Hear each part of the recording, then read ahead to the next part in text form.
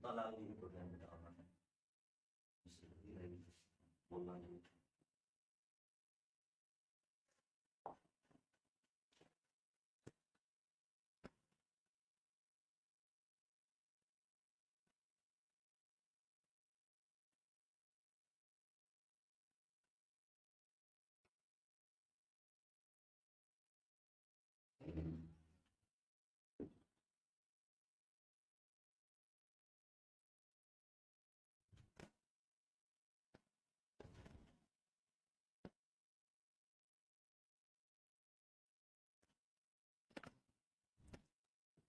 नमस्कार दोस्तों, स्वागत है आपका अपने इस डिजिटल प्लेटफॉर्म ज्योग्राफी बाय पवन सर में। तो एक बार जितने भी साथी इस लाइव सेशन के अंदर जुड़े हैं वो एक बार वीडियो को क्या करते हैं, सभी ग्रुपों में। गंगानगर डिस्ट्रिक्ट से पूजा चौधरी कह रहे हैं नमस्कार। बिल्कुल नमस्कार सभी को। फिर आज अपन उसी परंपरा में उसी क्लास को आगे बढ़ाते हुए फिर मैं एक नई कक्षा के साथ आपके सामने प्रस्तुत हुआ हूं, जिसके अंदर आज अपन फिर ज्योग्राफी के कुछ महत्वपूर्ण टॉपिकों के ऊपर चर्चा करेंगे और उनके एमसीक्यू प्रश्न हैं उनके ऊपर चर्चा करने वाले हैं। तो बने रहिएगा इस क्लास में। तो थोड़ा सा क्लास शुरू करने से पहले मैं आपको बता दूं कि राजस्थान ज्योग्राफी अगर आप पढ़ना चाहते हैं तो एमसीक्यू भी इसमें होंगे, पीवाईक्यू भी इसके अंदर होंगे और थ्योरी बैच भी होगा। अभी 2 दिन के लिए इसमें फ्लैट ऑफर दे रखा हमने 50% का। अभी इसकी जो प्राइस है वो कितने रुपए बताओ, तो 199 रुपए है। फिर उसके बाद में प्राइस बढ़ जाएगी, इसके बाद प्राइस बढ़ जाएगी, याद रख लेना। और हर एक टॉपिक के साथ में स्पष्ट व्याख्या यानी पूरी थ्योरी करवाऊंगा। फिर उसके बाद में उसके एमसीक्यू प्रश्न करेंगे, फिर उसके बाद में पीवाईक्यू करेंगे, फिर टेस्ट लूंगा, याद करना, ठीक है। और ये सारी विशेषताएं हैं। अधिक जानकारी के लिए हमारे मोबाइल नंबर पर संपर्क करें 9588081692 के ऊपर। और ये हमारा एप्लीकेशन है, कंपटीशन तैयारी के नाम से हमारा एप्लीकेशन है। तो इस एप्लीकेशन को डाउनलोड कर लीजिएगा और लगभग 15 तारीख के आसपास में हम रीड के लिए, वीडियो के लिए और उसके बाद में पीटीआई के लिए, इनके लिए हम टेस्ट सीरीज लेके आने वाले हैं। बहुत अच्छी टेस्ट सीरीज रहेगी और जो वर्तमान में आरपीएससी का और अधीनस्थ बोर्ड का पैटर्न है उसके हिसाब से ये पूरा का पूरा वो कार्यक्रम रहेगा। और इसमें आपको बुक्स भी बताएंगे, कौन सी बुक्स आपको सजेस्ट करने के वो पढ़नी है, कौन सी नहीं पढ़नी है और कितना पढ़ना है कितना नहीं पढ़ना है, ठीक है। तो चलते हैं अपन लोग नेक्स्ट प्रश्न की तरफ। नेक्स्ट प्रश्न हमारी आपकी मोबाइल स्क्रीन के ऊपर ये रहा। प्रश्न है, निम्न में से किस जिले का वाटर शेड नीरांचल परियोजना के अंतर्गत आता है। यानी इसमें प्रश्न पूछा गया, क्या पूछा गया बताओ, वाटर शेड नीरांचल परियोजना के अंतर्गत आता है कौन सा जिला, जयपुर, जोधपुर, कोटा, झालावाड़। जल्दी से कमेंट बॉक्स में कमेंट करके उत्तर बता दीजिएगा। और जितने भी साथी इस लाइव सेशन के अंदर जुड़े हैं वो एक बार वीडियो को लाइक कर दें, वीडियो को शेयर कर दें। हाँ जी, रवि कुमार करें नमस्कार सर जी, बिल्कुल नमस्कार। पूजा राम राम सर जी, बिल्कुल राम राम सभी को नमस्कार, है ना। बिल्कुल एक बार सारे लोग आप सभी ग्रुपों में शेयर कर दीजिएगा। आपकी क्लास स्टार्ट हो गई है और ये लगातार 2-2.5 घंटे की रेगुलर क्लास चलती है बिना किसी ब्रेक के। तो बने रहिएगा इस क्लास में अंत तक, बहुत सी चीजें आपको सीखने को मिलेगी। बहुत अच्छा प्रश्न आपके सामने है, इसका सही आंसर बताएं। और एक मेरी आपसे विनम्र विनती है कि जब भी आप क्लास को देखें तो कमेंट किया करें, जल्दी से आप अपना आंसर, अपना मूल्यांकन जरूर करें भाई, मूल्यांकन करना अति आवश्यक है। हाँ जी बिल्कुल, इसका सही उत्तर बताओ आप। उत्तर नहीं आ रहा है अभी तक।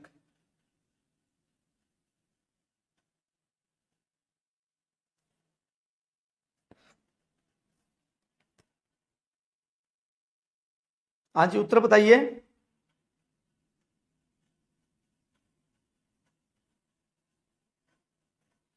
मेरे हिसाब से इस प्रश्न की जानकारी आपको नहीं है क्या, ये बता दो जल्दी करके। क्या पूछा है बताओ, वाटर शेड नीरांचल परियोजना। और वाटर शेड नीरांचल परियोजना का संबंध है वो किस जिले से बताओ, जोधपुर जिले से है। जिन लोगों ने इसका उत्तर जोधपुर दिया वो सारे लोग हैं, सही हैं। बढ़ते हैं नेक्स्ट प्रश्न की तरफ। नेक्स्ट प्रश्न आपकी मोबाइल स्क्रीन के ऊपर ये रहा। प्रश्न है, मोरेल बांध परियोजना किस जिले में स्थित है। मोरेल बांध परियोजना राजस्थान के किस जिले में स्थित है, सवाई माधोपुर में, जोधपुर में, भीलवाड़ा में, टोंक में, याद रख लेना। हाँ जी किस जिले में स्थित है ये बताना है आपको, सवाई माधोपुर, जोधपुर, भीलवाड़ा और टोंक। तो सबसे पहले अपन देख लेते हैं एक बार, टोंक जिले के अंदर एक परियोजना है जिसका नाम है टोरडी सागर परियोजना। कौन सी परियोजना है बताओ? टोरडी सागर परियोजना। एक परियोजना का नाम है बिसलपुर बांध परियोजना,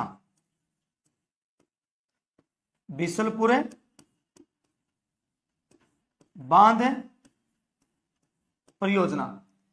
भीलवाड़ा के अंदर अगर आपसे पूछें तो एक परियोजना आती है जिसका नाम आता है अडवान बांध परियोजना। कौन सी परियोजना है? अडवान बांध परियोजना। जोधपुर के अंदर वैसे कोई परियोजना नहीं है। सवाई माधोपुर के अंदर एक सबसे फेमस परियोजना है और इसका नाम है इसरदा बांध परियोजना, इसरदा बांध परियोजना। दूसरा आता है जिसका नाम है मोरेल बांध परियोजना, मोरेल बांध परियोजना। ये भी कहां पे है? तो जो सवाई माधोपुर के अंदर है। तो इसका सही आंसर होने वाला है वो क्या होगा बताओ? सवाई माधोपुर होगा। क्या होगा दोस्तों इसका सही आंसर? क्या होगा? सवाई माधोपुर इसका सही आंसर होगा, मोरेल बांध परियोजना का संबंध। हाँ जी,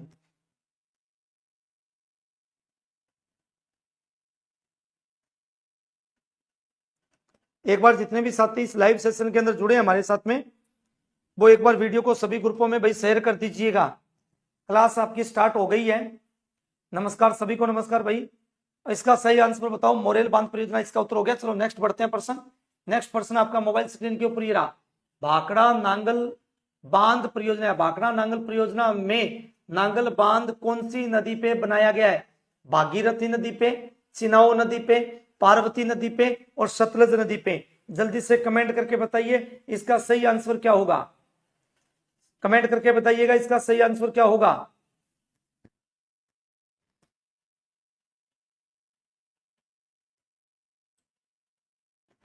कमेंट करके बता दो इसका सही आंसर क्या होगा। यानी कौन सा बांध आपका बताओ? ना भाखड़ा नांगल बांध है। कौन सा बांध है? भाखड़ा नांगल बांध परियोजना। भाखड़ा नांगल बांध परियोजना कौन सी नदी पे? 4 नदी आपके सामने दी गई है। 4 नदी आपके सामने दी गई है। सही आंसर आपने बताना है भागीरथी, चिनाव, पार्वती और सतलज। डी उत्तर होगा। रवि कुमार कह रहे हैं डी होगा, ममता कह रहे हैं डी होगा। बिल्कुल। कौन सी नदी के ऊपर बनाया गया बताओ? सतलज नदी के ऊपर बनाया गया। अपन बात कर लेते हैं किसकी बताओ? भाखड़ा नांगल बांध की। तो बांध का नाम देखो क्या है बताओ? भाखड़ा, भाखड़ा नांगल बांध परियोजना याद करना। कौन सी परियोजना है? भाखड़ा नांगल बांध परियोजना है ये। और भाखड़ा नांगल बांध परियोजना ये किस नदी के ऊपर स्थापित हुई है बताओ? तो सतलज नदी के ऊपर हुई है। कौन सी नदी के ऊपर है बताओ? सतलज नदी के ऊपर हुई है। इसके ऊपर बांधों की संख्या कितनी है बताओ? 2 बांध है इसके ऊपर। कौन कौन से हैं? तो पहले बांध का नाम है भाखड़ा बांध। कौन सा बांध है बताओ? भाखड़ा बांध। और भाखड़ा बांध है वो कहां पड़ता है? बिलासपुर के अंदर है, बिलासपुर। और बिलासपुर कहां पड़ता है? हिमाचल प्रदेश के अंदर पड़ता है। जबकि 2 नंबर के अंदर आता है वो कौन सा बांध आता है बताओ? नागल बांध आता है। कौन सा बांध आता है? नागल बांध। और नागल बांध आता है वो कहां आता है? रोपड़ पंजाब के अंदर आता है। ये कितने राज्यों की संयुक्त परियोजना है? ये भी सवाल पेपर में कई बार आ जाता है। संयुक्त परियोजना, जॉइंट। तो ये 3 स्टेटों की संयुक्त है। इसमें पहला आएगा पंजाब, दूसरा पूछे तो कौन सा? हरियाणा, और तीसरा पूछे तो कौन सा बताना दोस्तों? राजस्थान। कुल विद्युत कितना होता है इससे? कुल विद्युत की बात करें तो कुल विद्युत का उत्पादन होता है 1483 मेगावाट। क्या होता है बताओ? 1483 मेगावाट। इसमें राजस्थान को कितना मिलता है? तो राजस्थान को मिलता है 227 मेगावाट। याद रखना। जो कुल विद्युत का कितना है बताओ? तो कितना परसेंट है? 15.22% है। याद रखना। कितना परसेंट है बताओ? 15.22% है। तो इसका सही आंसर होगा वो क्या होगा बताओ? सतलज नदी होगा। जिन लोगों ने इसका उत्तर सतलज नदी दिया है वो सही है। याद करना। भागीरथी है, गंगा से संबंध है। चिनाव है वो जम्मू कश्मीर से है। पार्वती नदी का संबंध किससे है? 12 से है। बढ़ते हैं नेक्स्ट प्रश्न की तरफ। नेक्स्ट प्रश्न आपकी मोबाइल स्क्रीन के ऊपर ये रहा। प्रश्न है जर्मनी द्वारा पोषित कौन सी परियोजना बताओ? आपनी परियोजना। जर्मनी द्वारा पोषित कौन सी परियोजना? आपनी परियोजना राजस्थान के कौन से जिलों में चल रही है? अलवर भरतपुर में, चूरू हनुमानगढ़ में, बाड़मेर नागौर में, सिरोही बूंदी में। तो जल्दी से कमेंट बॉक्स में इसका सही आंसर बताएं भाई, जल्दी से इसका सही आंसर बताएं भाई। इसका सही आंसर क्या होगा? कौन सी परियोजना है? आपनी परियोजना। और मैं थोड़ा सा बता दूं, आपनी परियोजना को ही एक नाम और दिया गया है और उसका नाम है जर्मन परियोजना।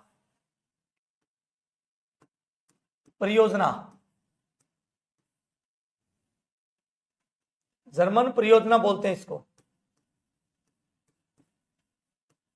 और इसके किसके ऊपर शुरू की गई है?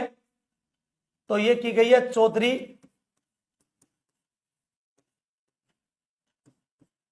कुंभाराम आर्य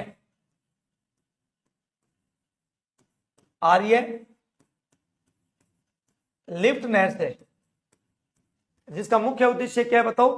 पेयजल सुविधा उपलब्ध कराना। जिसका मुख्य उद्देश्य क्या है बताओ? पेयजल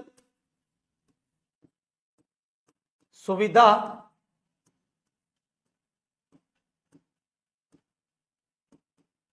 उपलब्ध करवाना, ये इसका मूल उद्देश्य है। और ये कौन से दो जिलों के लिए सबसे उपयुक्त मानी जाती है? राम राम सभी को, नमस्कार। जितने भी साथी हमारे साथ में इस लाइव सेशन के अंदर जुड़े हैं वो अपने जितने भी डिजिटल प्लेटफॉर्म है उनके ऊपर वीडियो को शेयर कर दें, वीडियो को लाइक कर दें और चैनल को सब्सक्राइब करना न भूलें भाई, ठीक है। तो इसका उत्तर बता रहे हैं सी बाड़मेर नागौर। एक तो उत्तर दिया करो। रवि कुमार आपका उत्तर गलत है, बाड़मेर नागौर नहीं हो सकता है, सी उत्तर नहीं होगा। इसका सही उत्तर होगा अपनी परियोजना। उसका संबंध होगा किससे? चूरू और हनुमानगढ़। और इस योजना का उद्देश्य क्या है बताओ? क्या उपलब्ध कराना है? पेयजल सुविधा उपलब्ध कराना, पेयजल सुविधा उपलब्ध करवाना। और ये क्या करती है बताओ? तो चूरू की एक तहसील आती है, कौन सी बताओ? एक तो आती है तारानगर और एक तहसील आती है जिसका नाम क्या है बताओ? राजगढ़। और हनुमानगढ़ की नौर और भादरा, इनको क्या करती है? ये पेयजल सुविधा उपलब्ध कराती है। कौन सी परियोजना बताओ? तो आपनी परियोजना। तो इसका सही आंसर है 2 नंबर। जिन लोगों ने इसका उत्तर 2 नंबर दिया है वो सारे लोग सही हैं। बढ़ते हैं नेक्स्ट प्रश्न की तरफ। नेक्स्ट प्रश्न आपकी मोबाइल स्क्रीन के ऊपर ये रहा। प्रश्न है निम्न में से कौन सा जोड़ा सम्मिलित नहीं है? यानी 4 ऑप्शनों में से एक ऐसी योजना है जो क्या गलत है, बाकी योजनाएं क्या है आपकी बताओ सही है। देखते हैं कौन सी योजना है। बैंतली सिंचाई परियोजना 12 केंद्र है, साकन सिंचाई परियोजना बूंदी केंद्र है, बांडी सेंद्रा सिंचाई परियोजना जालोर केंद्र है, सुकली सिंचाई परियोजना पाली केंद्र है। जल्दी से बताइए इसका सही आंसर क्या होगा? जल्दी से बता दीजिए इसका राइट आंसर क्या होगा? बिल्कुल आपके कमेंट का मैं इंतजार कर रहा हूं। हाँ जी, जितने भी साथी लाइव सेशन के अंदर जुड़े हैं वो एक बार वीडियो को सभी ग्रुपों में सभी ग्रुपों में भेज दीजिएगा, सेंड कर दीजिएगा जितने आपके डिजिटल प्लेटफॉर्म है उसके ऊपर। हाँ जी, ममता भी बता रहे हैं, रवि कुमार भी बता रहे हैं, है ना। आचार्य सर कह रहे हैं जालोर, केपीएल सी बता रहे हैं बांडी सेंद्रा सिंचाई परियोजना। तो देखो बैंथली सिंचाई परियोजना 12 में और कौन कौन सी है? एक परियोजना का नाम है परवन परियोजना, परवन परियोजना का संबंध भी है, कोमा विलास परियोजना का संबंध भी है, विलास परियोजना का संबंध भी है। एक परियोजना और आती है अंधेरी परियोजना का संबंध भी यहीं से है। ये सारी परियोजना कहां है दोस्तों? तो आपकी 12 केंद्र है। साकण परियोजना कहां पे बताओ? बूंदी केंद्र है। गरदड़ा परियोजना भी कहां पे बताओ? तो बूंदी केंद्र टोंक केंद्र है। सुकली परियोजना है वो कहां है बताओ? पाली केंद्र है। और बांडी सेंद्रा सिंचाई परियोजना जालोर केंद्र है। जबकि जालोर केंद्र नहीं होनी चाहिए, सुकली परियोजना जो है वो पाली केंद्र, बिल्कुल ठीक बात है। बांडी सेंद्रा परियोजना जो है वो कहां पे बताओ? कहां होनी चाहिए था बताओ? सेंद्रा स्टेशन कहां पे बताओ? पाली केंद्र है। तो ये परियोजना कहां होनी चाहिए थी? पाली केंद्र होनी चाहिए थी, पर तो यहाँ उत्तर क्या दे रखा है? जालोर दे रखा है। तो जिन लोगों ने इसका उत्तर क्या दिया बताओ? बी दिया, वो सारे लोग सही है, याद करना। जिन लोगों ने उत्तर इसका 3 नंबर दिया वो सारे लोग सही हैं। बिल्कुल सर, जितने भी साथी अभी लाइव सेशन के अंदर जुड़े हैं वो एक बार वीडियो को सभी ग्रुपों में क्या करते हैं, शेयर करते हैं। भीमराज जी कह रहे हैं लैब असिस्टेंट में 12वीं में 8 की मार्कशीट नहीं लगेगी सर, तो फॉर्म कैंसिल हो जाएगा, सिर्फ 10वीं की आप बात कर रहे हो, वो लैब अटेंडेंट की बात कर रहे हो आप। लैब अटेंडेंट की योग्यताएं अलग हैं, उसमें कोई भी फॉर्म अप्लाई कर सकता है, परंतु लैब असिस्टेंट के अंदर जिनके पास में कक्षा 12 के अंदर 8 विषय और 8 में क्या है, यदि ज्योग्राफी उसका मूल सब्जेक्ट है तो ही वो लैब असिस्टेंट का क्या कर सकता है, फॉर्म अप्लाई कर सकता है। जिनके पास में साइंस है वो साइंस में कर सकते हैं, जिनके पास में होम साइंस है वो होम साइंस में कर सकते हैं, है ना, वो थोड़ा सा आपको ध्यान में रखना है। ठीक है, तो चलते हैं अपन लोग नेक्स्ट प्रश्न की तरफ। नेक्स्ट प्रश्न आपकी मोबाइल स्क्रीन के ऊपर ये रहा, बताओ राजस्थान का पहला 6 लेन एक्सप्रेस वे या एक्सप्रेस हाईवे कहां बनकर तैयार हुआ है? दिल्ली जयपुर के बीच में, दिल्ली किशनगढ़ के बीच में, अजमेर किशनगढ़ के बीच में, आगरा जयपुर के बीच में। अब बताओ इस प्रश्न का जल्दी से सही आंसर। हाँ जी, और जितने भी साथी जुड़ रहे हैं वो लाइव जुड़ रहे हैं धीरे धीरे करके। हमारी क्लास का समय है वो 10:30 का है।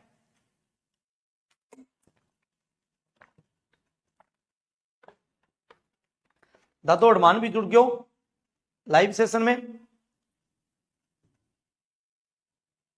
गुरुजी राम राम, बिल्कुल दादा अडमान राम राम सभी को। इसका सही आंसर बताओ, पहला 6 लाइन।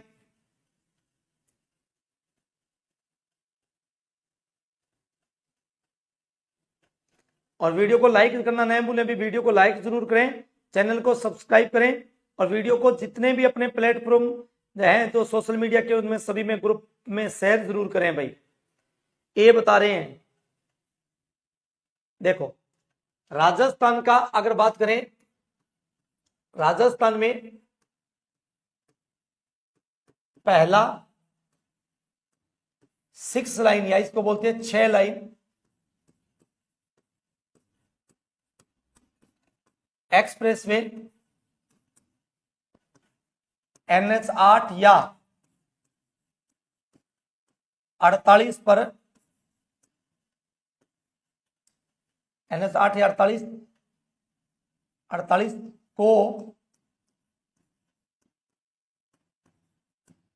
को बनाया गया था।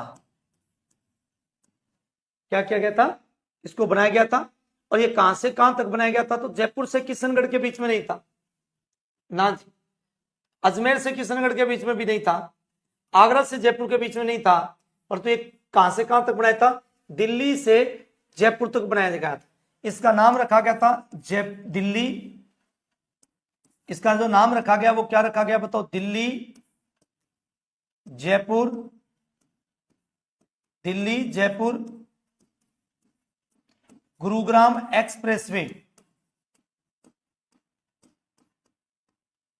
एक्सप्रेस वे, ये इसका नाम रखा गया था। दिल्ली जयपुर गुरुग्राम एक्सप्रेसवे इसका रखा गया था। और ये कितनी लाइन का बनाया गया था? तो लाइनों की संख्या कितनी थी बताओ?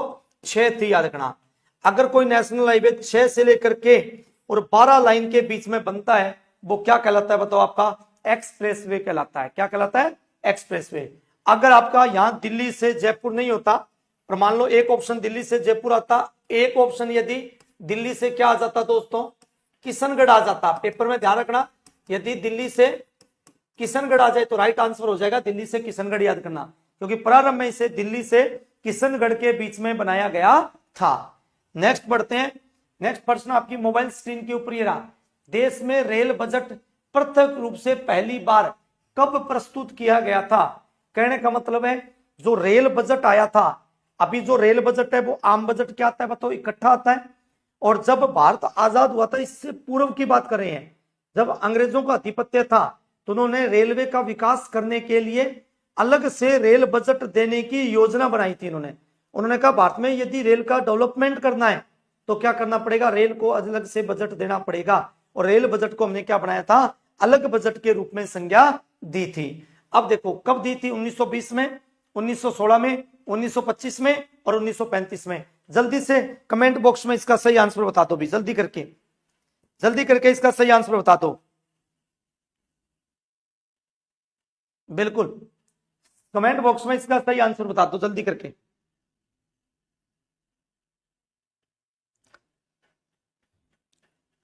पीके कह रहे हैं 1925 में, बिल्कुल इसका सही जो आंसर होने वाला है दोस्तों वो क्या होगा, 1925 में। अब इसकी थोड़ी सी हम व्याख्या कर लेते हैं कि रेल बजट को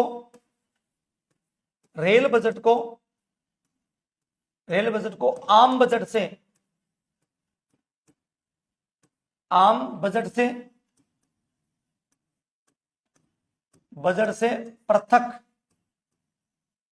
पृथक का मतलब है अलग कब किया गया,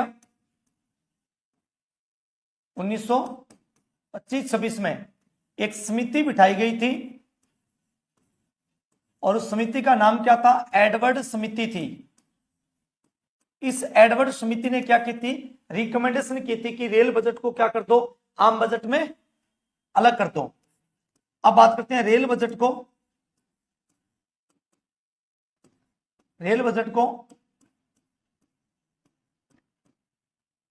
आम बजट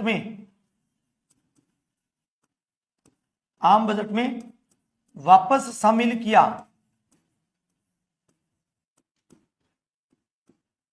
वापिस क्या किया बताओ, शामिल किया। और वापिस शामिल कब किया गया, तो रेल बजट को आम बजट में वापिस शामिल करने का कार्य था वो किया गया था पीयूष गोयल बीजेपी सरकार ने। वर्ष कब किया था बताओ, 2017 और 18 के बजट में किया था। प्रश्न है भारत में प्रथम रेल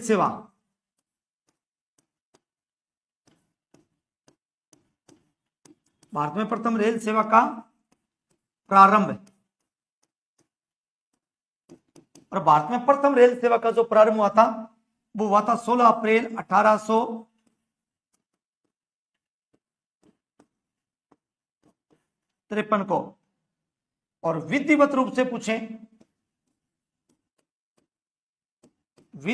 से तो ये चली थी 15 अगस्त 1854 को चली थी। और ये हावड़ा से हुगली के बीच में चलाई गई थी। और राजस्थान में जो पहली रेल सेवा चली थी वो चली थी 20 अप्रैल 1854 को चली थी, याद रखना, ठीक है। तो इसका सही आंसर जिन लोगों ने 1925 दिया है वो सारे लोग सही हैं। बढ़ते हैं नेक्स्ट, हाँ जी डलहौजी के टाइम में चली थी। नेक्स्ट बढ़ते हैं, नेक्स्ट प्रश्न आपकी मोबाइल स्क्रीन के ऊपर ये रहा। राजस्थान का निम्न में से कौन सा जिला राष्ट्रीय राजमार्ग संख्या 15 और 15 का परिवर्तित नाम क्या है बताओ, 62 और परिवर्तित नाम क्या है, 68 और परिवर्तित नाम क्या है, 11 या नंबर 68 पर स्थित है। बाड़मेर, जैसलमेर, जालोर और उपयुक्त सभी। जल्दी से इस प्रश्न का सही आंसर बताएं कमेंट बॉक्स में। और जितने भी साथी अभी इस लाइव सेशन को ज्वाइन कर रखा है वो अपने सभी ग्रुपों में इस वीडियो को शेयर कर दीजिएगा। लाइव क्लास शुरू हो गई है और इसके कुछ प्रश्न भी अपन लोगों ने चर्चा कर ली है। हाँ जी 74 में बिल्कुल जी, एलजी साहब कह रहे हैं, आरजे 20 कह रहे हैं, बिल्कुल जी डलहौजी के काल में चली थी। हाँ जी ऑल होगा, बिल्कुल देखते हैं NH 68 या NH 15 पे, NH 68 या NH 15 की बात कर रहा है। NH 68 जो परिवर्तित नाम है इसका मतलब क्या हुआ, ये भी तो है, ये भी है, ये भी है, इसका मतलब इसका राइट आंसर क्या होगा बताओ, उपयुक्त है सभी होगा। क्या होगा बताओ, उपयुक्त है सभी होगा। बढ़ते हैं नेक्स्ट प्रश्न की तरफ। नेक्स्ट प्रश्न आपकी मोबाइल स्क्रीन के ऊपर ये रहा। प्रश्न है निम्न में से कौन सा राष्ट्रीय राजमार्ग सिर्फ अजमेर जिले में ही फैला हुआ है, या अजमेर जिले में क्या है बताओ, विस्तृत है, याद कह सकते हैं फैला हुआ, या क्या बोल सकते हैं बताओ, विस्तृत है।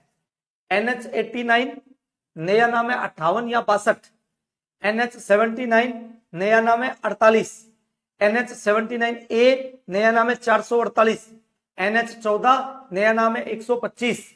जल्दी से कमेंट बॉक्स में इसका सही आंसर बताएं। हाँ जी गुर्जर साहब कह रहे हैं उड़ान तो भरनी है, चाहे कई बार गिरना पड़े। बिल्कुल सर बिल्कुल, उड़ान तो भरनी है, तैयारी तो करनी है, आगे तो बढ़ना ही है ना।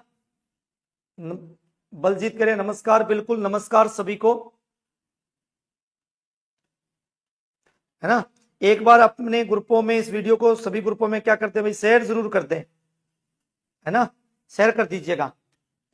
बढ़ते हैं, बताओ इसका सही आंसर बताओ, बातें मत करो। जयपुर किस जिले का पूछा है दोस्तों? अजमेर का पूछा है। जल्दी से कमेंट बॉक्स में इसका सही आंसर बता दो। मेरे हिसाब से नहीं आ रहा, बी बता रहे हैं ना जी, बी नहीं होगा। 89 का तो अलग है, बी का रूट मैप अलग है ना, दिल्ली से अहमदाबाद है। ये चूरू से जाएगा नीचे अहमदाबाद, ये 62 जाएगा पठानकोट से, कहां जाएगा, कांडला बंदरगाह जाएगा। NH14 है वो जैसलमेर और बाड़मेर को जोड़ेगा। NH79A जिसका नया नाम क्या, 448, और ये किसको जोड़ता है दोस्तों, किशनगढ़ को। और किशनगढ़ को किसके साथ में जोड़ता है, तो याद रख लेना नसीराबाद के साथ में। किशनगढ़ को किसके जोड़ेगा, नसीराबाद के साथ में। तो इसका सही उत्तर क्या होने वाला है बताओ, इसका सही उत्तर होने वाला है वो क्या होगा, 79A। अब मैं कुछ हिंट बताता हूं। राजस्थान में जब भी राष्ट्रीय राजमार्ग आपको पढ़ने हो और आपसे छोटा और बड़ा पूछे, छोटा जब भी पूछेगा तो उसमें याद रखना 2 तो होंगे अंक और 1 होगा उसमें अल्फाबेट। 2 अंक और 1 क्या होगा, अल्फाबेट होगा। अरे यदि अगर आपसे पूछे सबसे बड़ा तो उसमें केवल कितने अंक मिलेंगे, 2 अंक मिलेंगे। और 2 अंक में लास्ट डिजिट या तो होगा उसका 1 या इसका लास्ट डिजिट होगा 2 या उस राष्ट्रीय राजमार्ग का लास्ट डिजिट होगा 8। और यदि छोटा पूछे तो 2 तो जैसे डिजिट हो गया और 1 उसमें क्या हो गया, अल्फाबेट। नंबर क्या बन गया, 171 बी। अब नाम बदलोगे ना तो 1, 2 और 3 में बदलेगा। 3 में बदलने का मतलब क्या हो गया, इसका नया नाम हो गया 919। जैसे 79A 3 नाम है, आगे भी कितने में होगा, 3 में परिवर्तन होगा। किस में परिवर्तन होगा, 3 में परिवर्तन होगा। ठीक है, तो इसका सही आंसर होगा वो क्या होगा, 3 नंबर होगा। बढ़ते हैं नेक्स्ट प्रश्न की तरफ।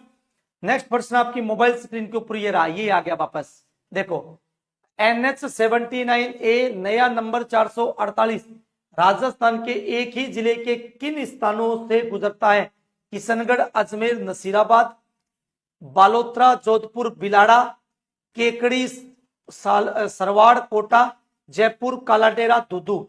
अब देखो किशनगढ़, अजमेर, नसीराबाद, जल्दी से कमेंट बॉक्स में इसका सही आंसर बता दो भी। सर ऐसी बातें क्यों करते हैं, गिरना पड़े, लड़ना पड़े, तैयारी करना है, आराम से बैठकर करो, मस्ती से गिरने में लड़ने में टाइम खराब क्यों। ये नहीं है, इसका भावार्थ नहीं है सर, इसका भावार्थ ये नहीं है, क्योंकि आपको अपनी जिंदगी में संघर्ष तो करना पड़ेगा। तैयारी करेंगे, असफलताएं भी मिलेगी, तो उसको गिरना बोलते हैं। ये नहीं है कि आप किसी के साथ में बहसबाजी करो, है ना, ये नहीं बोल रहा हूं मैं। ठीक है, नेक्स्ट बढ़ते हैं। इसका सही आंसर बता दो जल्दी करके, बी। अभी मैंने बताया, एलजी साहब करें ए, नहीं, किशनगढ़। और किशनगढ़ कहां है बताओ, किसको जोड़ता है, नसीराबाद को। और ये दोनों कहां है बताओ, अजमेर में। सही आंसर क्या हो जाएगा, 1 नंबर हो जाएगा। अभी तो मैंने बताया ना, ये देखो, ये तो बताया किशनगढ़ टू नसीराबाद, यही तो था प्रश्न। आगे बढ़ते हैं नेक्स्ट प्रश्न की तरफ। नेक्स्ट प्रश्न है राष्ट्रीय राजमार्ग संख्या 14 नया नंबर, गौर से देखो, नया नंबर 162 पर कौन सा नगर अवशिष्ट नहीं है, यानी अवशिष्ट या विराजमान नहीं है, ब्यावर, अजमेर, पाली, सिरोही। जल्दी से कमेंट बॉक्स में कमेंट करके उत्तर बताइएगा। बिल्कुल जी,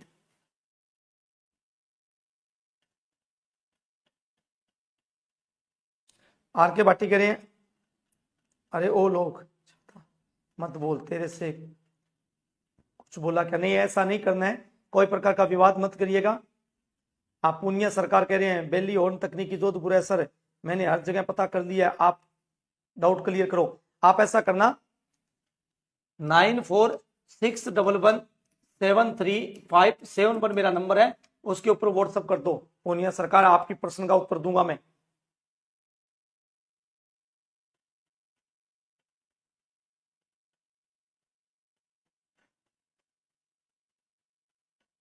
ठीक है पुनिया जी, हर प्रश्न का उत्तर देंगे।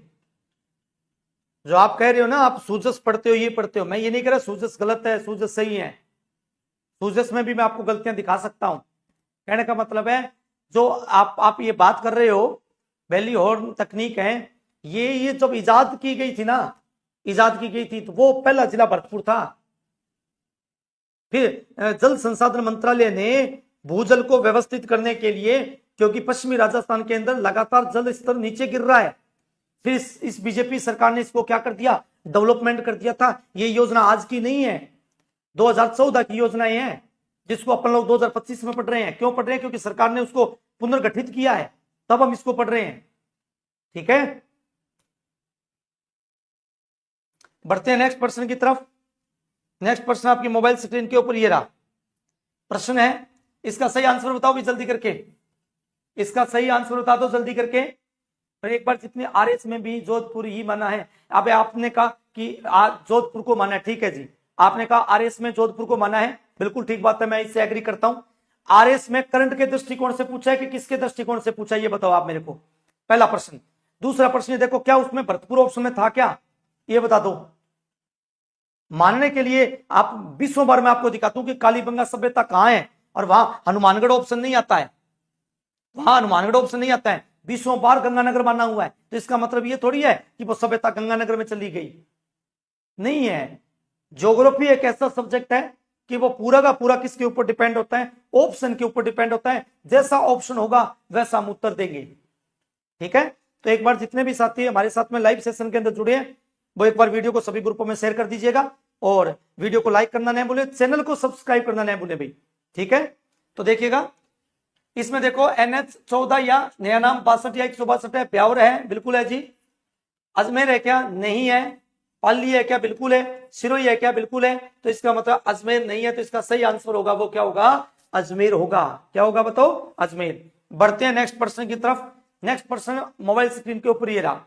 प्रश्न है, राजस्थान से गुजरने वाले पुराने राष्ट्रीय राजमार्गों में सबसे लंबे 3 राष्ट्रीय राजमार्ग कौन से हैं? आपको कौन से डेटा दिया गया है, पुराने डेटा दिए गए हैं, उनमें बताना है। NH76, फिर comma 12, comma 65, NH8, comma 65, comma 15, NH15, comma 12, comma 76, comma 15, comma 8, comma 76। जल्दी से इस प्रश्न का कमेंट बॉक्स में सही उत्तर बता दो। पुन्नम बना करें बी होगा। MD जाट करें अजमेर, बिल्कुल जी। राजमार्ग टोपी मैंने कभी नहीं पढ़ा, चिक्की कह रही है, बिल्कुल जी नहीं पढ़ा। तो आप एक मैं वीडियो थ्योरी के रूप में लेके आऊंगा। क्या ये परिवहन का टॉपिक है, थ्योरी में लेके आना चाहिए क्या, बताओ जल्दी करके बताओ। एक वीडियो परिवहन का जो टॉपिक का है, जो वीडियो है, वो मैं आपको फ्री ऑफ कॉस्ट पढ़ा दूंगा, उसमें कोई दिक्कत नहीं है। आप एप्लीकेशन को डाउनलोड कर लेना। उस एप्लीकेशन के अंदर 15 तारीख के आसपास में मैं उस एक कोर्स को लॉन्च कर दूंगा, वो फ्री ऑफ कॉस्ट होगा। उसमें ये टॉपिक पढ़ लेना, आप कोई चिंता करने की आवश्यकता नहीं है आप किसी प्रकार की। हाँ जी, यस सर, बी होगा, बिल्कुल। पूनिया सरकार कह रहे हैं बी होगा। देखो, बी 8 नंबर, फिर 65 नंबर, फिर 15 नंबर, नहीं हो सकता, नहीं हो सकता। ये किसी समय 15 सबसे बड़ा हुआ करता था, है ना। अब इसका तो सही आंसर होगा ना, तो ध्यान से देख दोस्त मेरे, कि इसमें क्षेत्र नंबर नहीं हो सकता। क्षेत्र नंबर कहां से कहां तक है, कहां से कहां तक है? क्षेत्र नंबर है सिरोही से 12 तक है, 8 नंबर है दिल्ली से अहमदाबाद तक है, 15 नंबर है पठानकोट से गुजरात तक है। तो 15 के बाद में क्या गया, 12 आ गया, पर तो 12 से बड़ा कौन सा? 8 है, दोनों में क्षेत्र समान है। उत्तर क्या हो जाएगा दोस्तों, 4 नंबर हो जाएगा। क्या हो जाएगा, 4 नंबर। अब वर्तमान बात करते हैं। NH15 का नाम क्या हो गया बताओ, 62, 68 और 11। 8 का नया नाम क्या हो गया, एक तो 48 हो गया, एक क्या हो गया, 58 हो गया है। और क्षेत्र का नाम वर्तमान में क्या हो गया बताओ, 27 हो गया। पहले आगे 7 था, अब कहां आ गया बताओ, पीछे 7 आ गया। क्या हो गया बताओ, पीछे 7, 15, 8 क्षेत्र, बिल्कुल। इसका सही आंसर होगा वो क्या होगा, 4 नंबर। बढ़ते हैं नेक्स्ट प्रश्न की तरफ। नेक्स्ट प्रश्न आपकी मोबाइल स्क्रीन के ऊपर ये रहा। प्रश्न है, चित्तौड़गढ़ प्रतापगढ़ बांसवाड़ा से गुजरने वाला राष्ट्रीय राजमार्ग कौन सा है? NH8, NH113, NH12, NH76। मैं देखता हूं, 8 का नया नाम क्या लिखोगे, 48, 113 का नया नाम क्या लिखोगे, 56, 12 का नया नाम क्या लिखोगे, 52, और क्षेत्र का नया नाम क्या लिखोगे, 27। याद रखना। तो जल्दी से कमेंट बॉक्स में इसका सही आंसर बता दो। बिल्कुल, डी बता रहे हैं 76 नंबर, ए बता रहे हैं 8 नंबर। क्या पूछा है उसने, चित्तौड़गढ़, प्रतापगढ़ और बांसवाड़ा। चित्तौड़गढ़, प्रतापगढ़ और बांसवाड़ा से पूछ रहा है ये। तो चित्तौड़गढ़, प्रतापगढ़, बांसवाड़ा से एक ही नेशनल हाईवे गुजरता है और उसका नाम है NH 113 और कौन सा है 56 नंबर। और राजस्थान का जो नवीनतम जिला हुआ करता था, राजस्थान का 33वां जिला, कौन सा जिला है दोस्तों? 33वां जिला। और राजस्थान का 33वां जिला कौन सा है बताओ? तो आपका आंसर होगा कौन सा गढ़ होगा बताओ? प्रतापगढ़। कौन सा गढ़ है? प्रतापगढ़ जिले से गुजरता था। और प्रतापगढ़ में एक अभ्यारण्य है जिसका नाम है सीता माता। कौन सी माता बताओ? सीता माता। सीता माता क्या है बताओ? वन्य जीव अभ्यारण्य। वन्य जीव अभ्यारण्य है और वन्य जीव अभ्यारण्य है सीता माता वन्य जीव अभ्यारण्य। ये किसके लिए फेमस है बताओ? तो पीले रंग की उड़न गिलहरी के लिए प्रसिद्ध है। गिलहरी के लिए प्रसिद्ध है, याद रख लेना, ठीक है। और ये NH 56 के ऊपर स्थित है, चित्तौड़गढ़, प्रतापगढ़ और बांसवाड़ा। और अंत में ये 56 नंबर जो नया है वर्तमान, ये गुजरात के एक जिले में जाकर के समापन होता है, उसका नाम है दाहोद, याद रख लेना। कौन सा है बताओ? दाहोद है। तो बिल्कुल इसका सही आंसर होगा 2 नंबर। बढ़ते हैं नेक्स्ट प्रश्न की तरफ। नेक्स्ट प्रश्न आ गया मोबाइल स्क्रीन के ऊपर। ये राष्ट्रीय राजमार्ग संख्या NH 21 राजस्थान के किस जिले से नहीं गुजरता?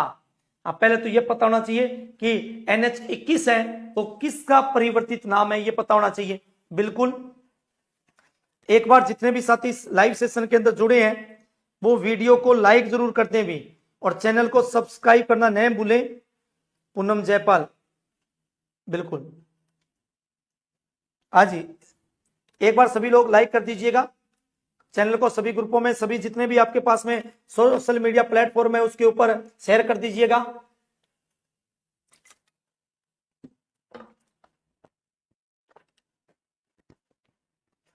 हाँ जी, BCD अब पता नहीं है ना, डी बता रहे हैं, कुछ बी बता रहे हैं। बड़ा एक मिला जुला सा असर है, बिल्कुल जी। पहले सारे लोग वीडियो को लाइक करके आओ, वीडियो को लाइक करके आओ, फिर उसके बाद में इसका नया उत्तर बताता हूं मैं, क्या उत्तर होगा इसको बना के बताता हूं। हाँ जी, सारे लाइक कर दो, जितने अभी लाइव है वो सारे लाइक कर दो। पुराना नेम 11 है। हाँ जी, पुनिया सरकार का, बिल्कुल जी, पुराना नाम इसका 11 है। अब देखो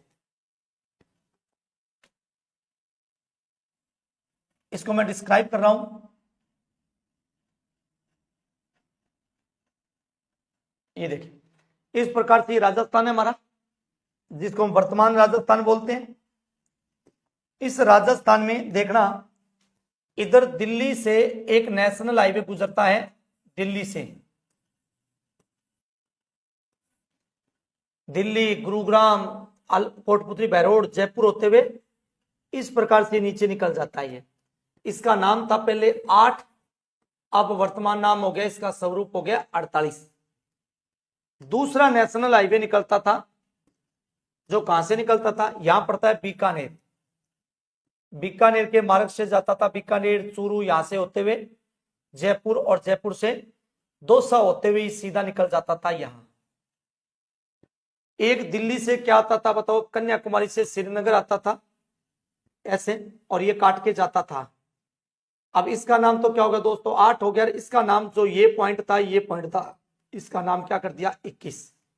अब इसमें जयपुर आएगा, एक कौन सा आएगा? दौसा आएगा, और एक कौन सा आएगा? भरतपुर आएगा। इसका जो नाम दिया गया वो नाम दिया गया कौन सा बताओ? स्वर्णिम त्रिकोण नाम दिया गया। क्या नाम दिया गया बताओ? स्वर्णिम त्रिकोण। स्वर्णिम त्रिकोण नाम क्यों दिया गया? क्यों? क्योंकि ये भारत के जो स्थान है 4 महत्वपूर्ण, जैसे दिल्ली का लाल किला, जयपुर का जंतर मंतर है, और आगरा का ताजमहल, इनको क्या करता है? आपस में जोड़ता है। इसीलिए क्या कहलाएगा बताओ? स्वर्णिम त्रिकोण, याद रख लेना। स्वर्णिम चतुर्भुज मत पढ़ लेना, इसको बोलते हैं गोल्डन ट्राइंगल। तो इसका मतलब है भरतपुर भी है, उसके बाद जयपुर भी है, दौसा भी है, परंतु बी नंबर उत्तर नहीं है, क्योंकि अलवर से ये नहीं गुजरता है। तो जिन लोगों ने इसका उत्तर बी दिया है वो सारे लोग सही हैं, जिन लोगों ने इसका उत्तर बी दिया वो सारे लोग सही हैं। बढ़ते हैं नेक्स्ट प्रश्न की तरफ। नेक्स्ट प्रश्न आपकी मोबाइल स्क्रीन के ऊपर ये रहा, परिवहन के सारे टोटल प्रश्न है। प्रश्न है, निम्न में से कौन सा राष्ट्रीय राजमार्ग उत्तर प्रदेश और राजस्थान को जोड़ता है? वही प्रश्न डिस्क्राइब करके किया था, वही प्रश्न है। NH21, NH62, NH48 और NH52। जल्दी करके कमेंट बॉक्स में इसका सही आंसर बता दो। हाँ जी,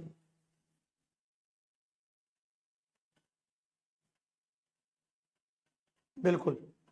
एक बार सभी लोग जितने भी साथी इस लाइव सेशन के अंदर जुड़े हैं, वो वीडियो को लाइक करना नहीं भूलें और वीडियो को अपने जितने भी सोशल मीडिया प्लेटफॉर्म है,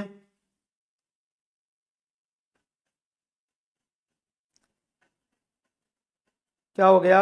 अरे मैं आ गया था, बिल्कुल कोई बात नहीं है।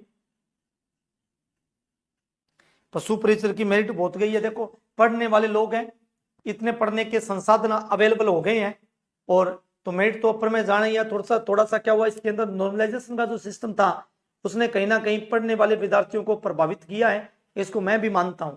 ये सिस्टम नहीं होना चाहिए। अब नया जो परफॉर्मा आया है उसमें जितनी पारियों में होगा, जितनी भर्ती होगी उनमें भाग लगेगा, और भाग लगने के बाद पर पारी को क्या मिलेंगे? कैंडिडेट मिलेंगे। ठीक है, तो इसका सही आंसर बता दो, जल्दी करके सही आंसर बता दो। ओम प्रकाश क्या कह रहे हैं? सर संकल्प है।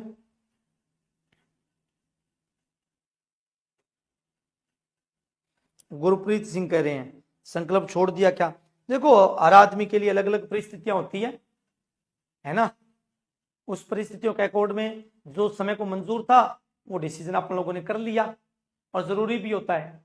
अगर आदमी की जिंदगी में एक जैसे कभी भी विचार नहीं रहते, उन विचारों में क्या होना चाहिए? आदमी में परिवर्तन होना चाहिए, है ना।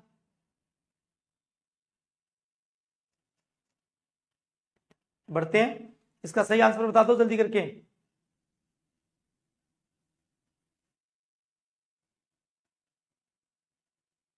स्टडी क्या करें?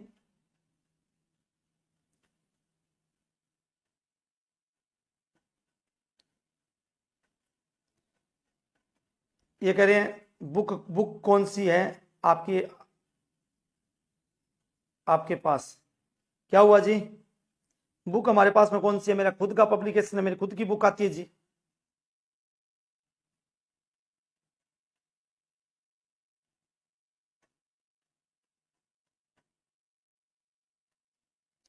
मेरी खुद की भी बुक आती है ना। इसका सही आंसर होगा दोस्तों, वो क्या होगा बताओ? 1 नंबर होगा। बढ़ते हैं नेक्स्ट पर्सन की तरफ। नेक्स्ट पर्सन से पहले थोड़ा सा मैं बता दूं, आपका जो टॉपिक है परिवहन का टॉपिक है, याद रख लेना। ये परिवहन का टॉपिक है, लगभग 7 से 8 घंटे की क्लास में मैं इसको कंप्लीट करवा दूंगा। छोटे छोटे 10-10 मिनट के वीडियो जो रीट के लिए, सभी भर्ती परीक्षाओं के लिए बहुत महत्वपूर्ण है, वो वीडियो मैं एप्लीकेशन में डालूंगा। तो कंपटीशन तैयारी के नाम से हमारा एप्लीकेशन है, आज ही उसके ऊपर जाकर के उसको रजिस्ट्रेशन कर लीजिएगा। अगर फिर भी कोई प्रकार की कोई समस्या आती है तो आप 95-880 81-692 पे क्या कर सकते हैं? संपर्क कर सकते हैं, और आपकी समस्या का क्या कर दिया जाएगा? समाधान कर दिया जाएगा। और वो टॉपिक होगा वो फ्री ऑफ कॉस्ट होगा, इसका कोई भी चार्ज नहीं होगा आपसे। ठीक है, बढ़ते हैं नेक्स्ट पर्सन की तरफ। नेक्स्ट पर्सन, इससे पहले थोड़ा सा मैं आपको बता दूं, ये मेरा खुद का क्या है बताओ कोर्स है। अगर इसके ऊपर अभी 50% डिस्काउंट चल रहा है, 11 अगस्त से मैं इस कोर्स को डिस्क्राइब करना शुरू करूंगा, और डेली की उसमें लगभग 1 से 1.5 घंटे की क्लास होगी। जितने राजस्थान ज्योग्राफी के कंप्लीट टॉपिक है, 33-34 टॉपिक है, वो सारे टॉपिक करवाऊंगा। 199 रुपए वैधता रहेगी 1 साल की। पहले टॉपिक पढ़ेंगे, फिर उसके एमसीक्यू प्रश्न करेंगे, फिर पीवाईक्यू करेंगे, फिर उसके बाद में आपका क्या होगा? टेस्ट होगा। यानी उसके बाद में उस टॉपिक में कुछ भी नहीं रहेगा। ठीक है, अगर आपकी इच्छा हो तो कोर्स ले सकते हैं, अन्यथा आपके साथ में कोई जबरदस्ती नहीं है। ये हमारा एप्लीकेशन है। बढ़ते हैं नेक्स्ट। अगला जो प्रश्न है वो आपकी मोबाइल स्क्रीन के ऊपर ये रहा। प्रश्न है, राजस्थान भू क्षेत्र में लंबाई की दृष्टि से राज्य से गुजरने वाले निम्नलिखित राष्ट्रीय राजमार्गों का सही कौन सा क्रम है? देखो, क्या दिया आपको करने, गुमराह करने के लिए? आरोही क्रम बताना है। क्या बताना है? आरोही क्रम बताना है। तो जल्दी से सही आरोही क्रम बता दीजिएगा।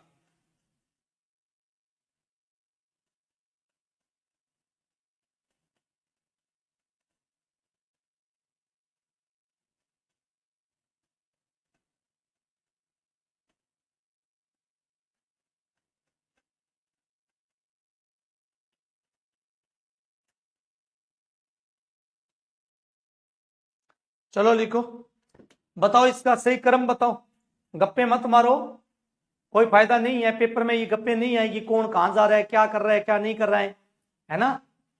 पढ़ो बढ़िया तरीके से, मन लगा के पढ़ो, शिद्दत के साथ में पढ़ो, फायदा मिलेगा। हाँ जी, जल्दी से सही आंसर बता दो। राष्ट्रीय राजमार्ग संख्या क्या बताना है, आरोही क्रम बताना है, यानी छोटे से बड़े की ओर, छोटे से बड़े की ओर बता दो। और एक बार जितने भी साथी लाइव सेशन के अंदर देख रहे हैं, मेरी विनम्र विनती है कि आप वीडियो को सभी ग्रुपों में शेयर कर दीजिएगा, आपके पास में जितने भी सोशल मीडिया प्लेटफॉर्म है उसके ऊपर, और आप अपने जो फेसबुक है, इंस्टाग्राम है, उसके ऊपर भी इस वीडियो को शेयर करिएगा। और चैनल को सब्सक्राइब करना नहीं भूलें, ये हमारा चैनल नहीं है, ये आपका ही है ना। हम तो इसको क्या करें, संचालित कर रहे हैं केवल, ठीक है। तो छोटे से बड़े की ओर है। अब देखो इसमें से थोड़ा सा मैं हल कर देता हूं, ये उत्तर नहीं होगा आपका, ये बता देता हूं। 3 नंबर, 114 नंबर, 79 नंबर, 89 नंबर।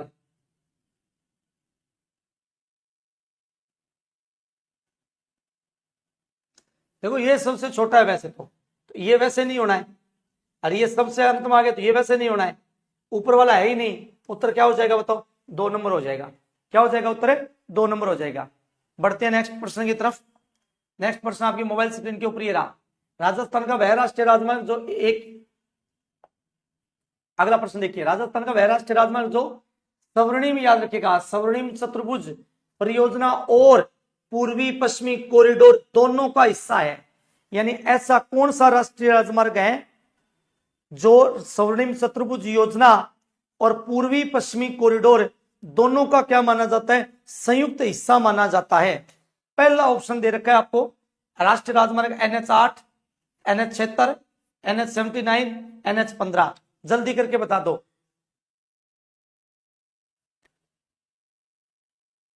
हाँ जी, जल्दी करके इसका सही आंसर बता दो।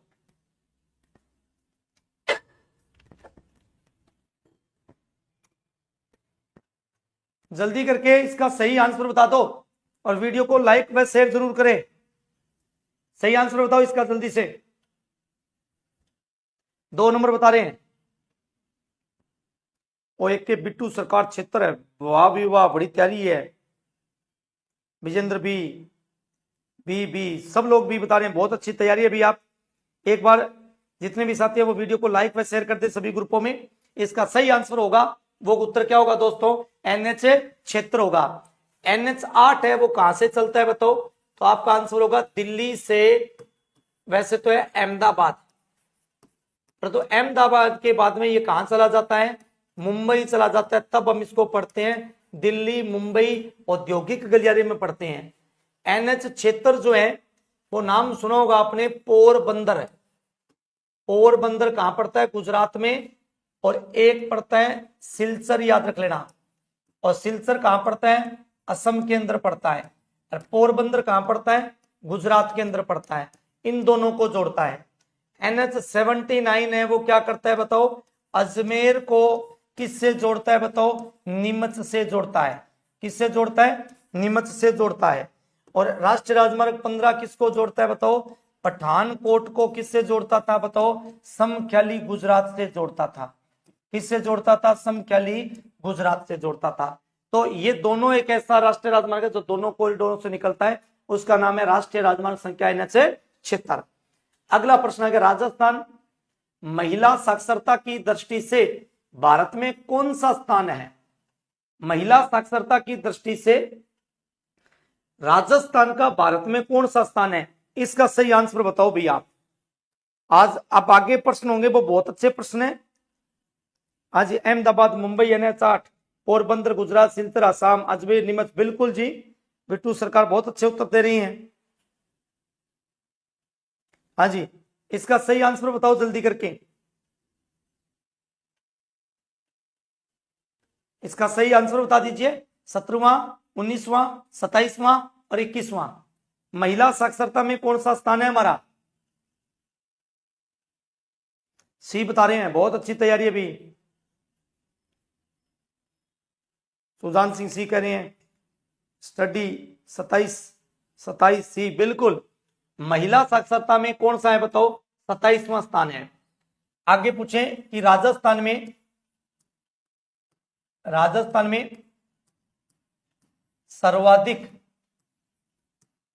सर्वाधिक महिला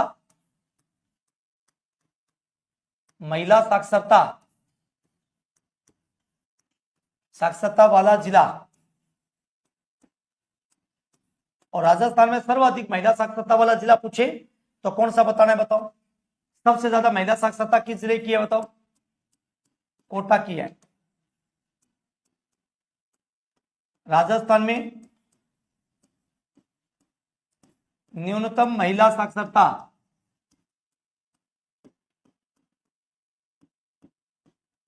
और राजस्थान में न्यूनतम महिला साक्षरता है वो कहां की है, बताओ। जालोर की है। और राजस्थान में महिला साक्षरता है वो कितनी है, लगभग 52% है। हाँ जी, कोटा की 65% है। और ओवरऑल है वो कितनी है, 52% है, 52.1 है, याद कर लेना। ओवरऑल कितनी है बताओ, 52.1% है। बिल्कुल जी। बढ़ते हैं नेक्स्ट प्रश्न की तरफ। नेक्स्ट प्रश्न आपकी मोबाइल स्क्रीन के ऊपर ये रहा। राजस्थान के सबसे कम लिंगानुपात वाले 2 जिले कौन से हैं? जैसलमेर भरतपुर, धौलपुर भरतपुर, धौलपुर जैसलमेर, जैसलमेर धौलपुर। अभी सबको पता है कि राजस्थान में सबसे कम लिंगानुपात है वो किस जिले का है, बताओ। धौलपुर जिले का है। पर तो सब ऑप्शनों में क्या दिया, बताओ। धौलपुर दिया है ना, सबसे कम लिंगानुपात वाले जिलों का। अब इसमें थोड़ी सी बुद्धि अगर कोई लगाएगा तो 1 मिनट में इसका उत्तर निकल के आ जाएगा। 1 मिनट में लगेगा उसमें। सी बता रहे हैं, बिल्कुल।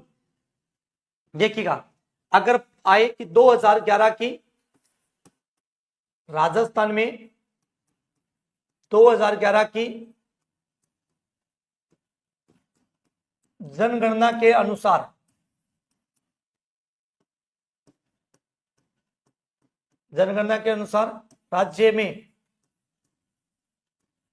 राज्य में कुल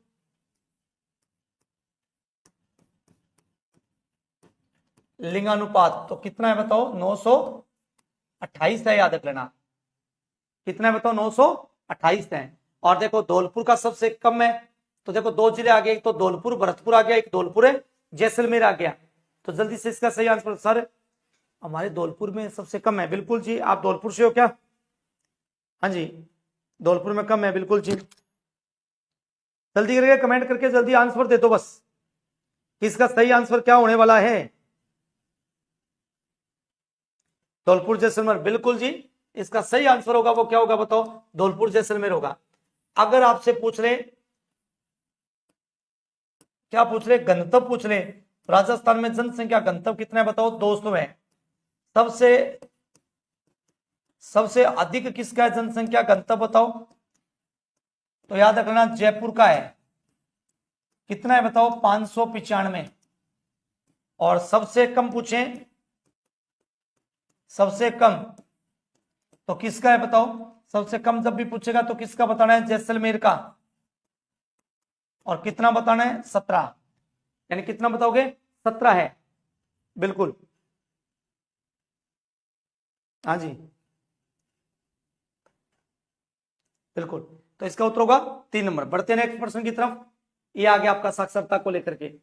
हर एक प्रश्न को डाला गया, 3 बातें पूछता है पेपर वाला। और पेपर वाला 3 क्या क्या पूछता है, 3 में पूछता है कि एक तो साक्षरता, एक लिंगानुपात, एक जनसंख्या घनत्व। तीनों के प्रश्न मैंने यहां पुट कर रखे हैं। तो सबसे पहले राजस्थान में क्या पूछा उसने, न्यूनतम साक्षरता वाले जिले कौन से हैं। जिसमें पहला ऑप्शन क्या दिया उसने, जालोर दिया है। दूसरा कौन सा दिया है, डूंगरपुर। तीसरा Pratapgarh. 2 number option Jalore, Dungarpur, Sirohi. 3 number option क्या बताओ, जालोर, सिरोही, प्रतापगढ़। और 4 नंबर ऑप्शन क्या है, बताओ। सिरोही, बांसवाड़ा, प्रतापगढ़। क्या पूछा है उसने, न्यूनतम साक्षरता। अब दोस्तों आपको पता चल गया न्यूनतम साक्षरता किसकी है, जालोर की है। तो इसका मतलब ये तो पुट होगा ही नहीं है। उसके बाद में दिमाग लगाओ कौन सा होना चाहिए, दिमाग लगाओ। हाँ जी, जालोर, सिरोही, प्रतापगढ़। देखते हैं अभी इसका सही आंसर क्या होगा। हाँ जी, दादा अरमान कह रहे हैं डी होगा, सी होगा।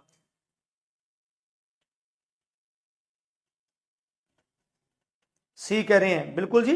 इसका सही आंसर होने वाला है दोस्तों, वो क्या होने वाला है, 3 नंबर होने वाला है। जालोर, सिरोही और प्रतापगढ़, इनका साक्षरता प्रतिशत क्या बताओ, कम है। क्या पूछ रहा है? ओवरऑल पूछ रहा है, याद करना क्या पूछ रहा है? ओवरऑल। बढ़ते हैं नेक्स्ट प्रश्न की तरफ। नेक्स्ट प्रश्न आपकी मोबाइल स्क्रीन के ऊपर रहा।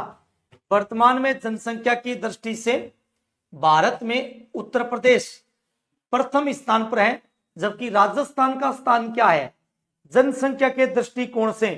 क्योंकि जब जनगणना हुई थी तो उस समय आंध्र प्रदेश था, वो क्या नहीं था बताओ? स्टेट है। आंध्र प्रदेश से तेलंगाना अलग नहीं हुआ, और जैसे तेलंगाना अलग हुआ तो आंध्र प्रदेश का स्थान चेंज हो गया। तो राजस्थान का स्थान कौन सा है बताओ? जल्दी करके बताओ। सी बता रहे हैं, 7वां स्थान। 7वां स्थान बता रहे हैं। विजेंद्र भी 7वां बता रहे हैं। पूनिया सरकार भी 7वां बता रही है। बिल्कुल, देखो इसका स्थान कौन सा है बताओ? 7वां स्थान है। कौन सा स्थान है? 7वां स्थान है। और अगर आपसे पूछे वास्तव में उस जनगणना के अकॉर्डिंग पूछे तो 7वां है, पर तू जैसे ही आंध्र प्रदेश से, कौन से प्रदेश से? आंध्र प्रदेश से एक जिला अलग हुआ, सॉरी एक स्टेट अलग हुआ, जिसका नाम क्या था बताओ? तेलंगाना। कौन सा है बताओ? तेलंगाना। तो बताओ आंध्र प्रदेश और तेलंगाना की राजधानी अभी वर्तमान में एक ही है या अलग अलग है? जल्दी कमेंट करके बता दो। वर्तमान में दोनों की राजधानी एक है या अलग अलग है? और जो साथी अभी लाइव सेशन के साथ जुड़े हुए हैं वो एक बार वीडियो को लाइक जरूर कर दें भाई, और चैनल को सब्सक्राइब करना न भूलें। हाँ जी, सही आंसर बता दो जल्दी करके।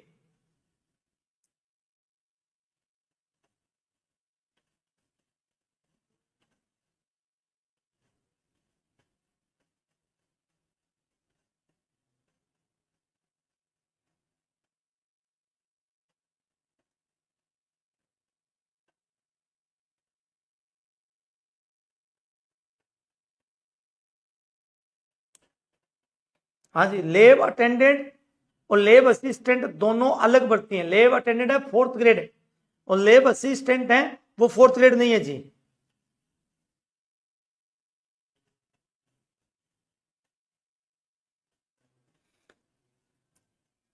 हाँ जी, बिल्कुल सही उत्तर दिया है। आंध्र प्रदेश की राजधानी है अमरावती। कौन सी वती है बताओ? अमरावती। और तेलंगाना की राजधानी है, उसका नाम है हैदराबाद, याद रखिएगा। ठीक है, बढ़ते नेक्स्ट प्रश्न की तरफ। नेक्स्ट प्रश्न आपकी मोबाइल स्क्रीन के ऊपर ये रहा। निम्न में से कौन सा जोड़ा सम्मिलित नहीं है? चलो इससे आगे देखो, ये प्रश्न हो गया था। अगला प्रश्न देखो, ये प्रश्न कथन दे रखा है, क्या दे रखा है? कारण दे रखा है, और आपको क्या करना है? सही आंसर का चयन करना है। राजस्थान के पश्चिमी मरुस्थलीय जिलों में आजकल भरपूर खाद्यान्न फसलें उत्पन्न होती है।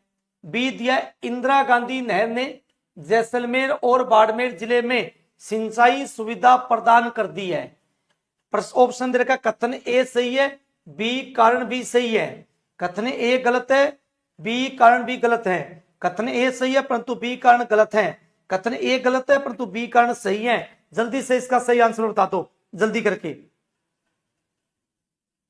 बिट्टू कह रहे हैं दोनों ही सही है सरकार। बिल्कुल बिट्टू जी, देखेंगे दोनों सही है कि गलत है, वो तो समय की नजाकत बताएगी कि कितने सही हैं कितने गलत हैं। एक बार जितने भी साथी हैं वो सभी ग्रुपों में इस वीडियो को शेयर करके आओ जल्दी करके। ए उत्तर बता रहे हैं, ए उत्तर बताएं। देखो राजस्थान के पश्चिमी मरुस्थलीय जिलों में आजकल भरपूर खाद्यान्न फसलें उत्पादित होती है। क्या? जैसलमेर में, बाड़मेर में, बीकानेर में, जोधपुर में, इनमें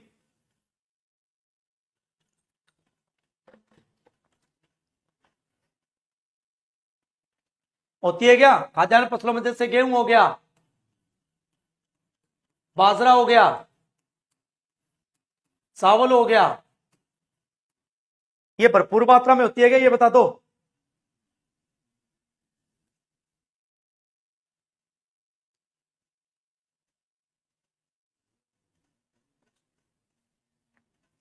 कमलेश जी, आप ढंग से तैयारी कर लो भाई।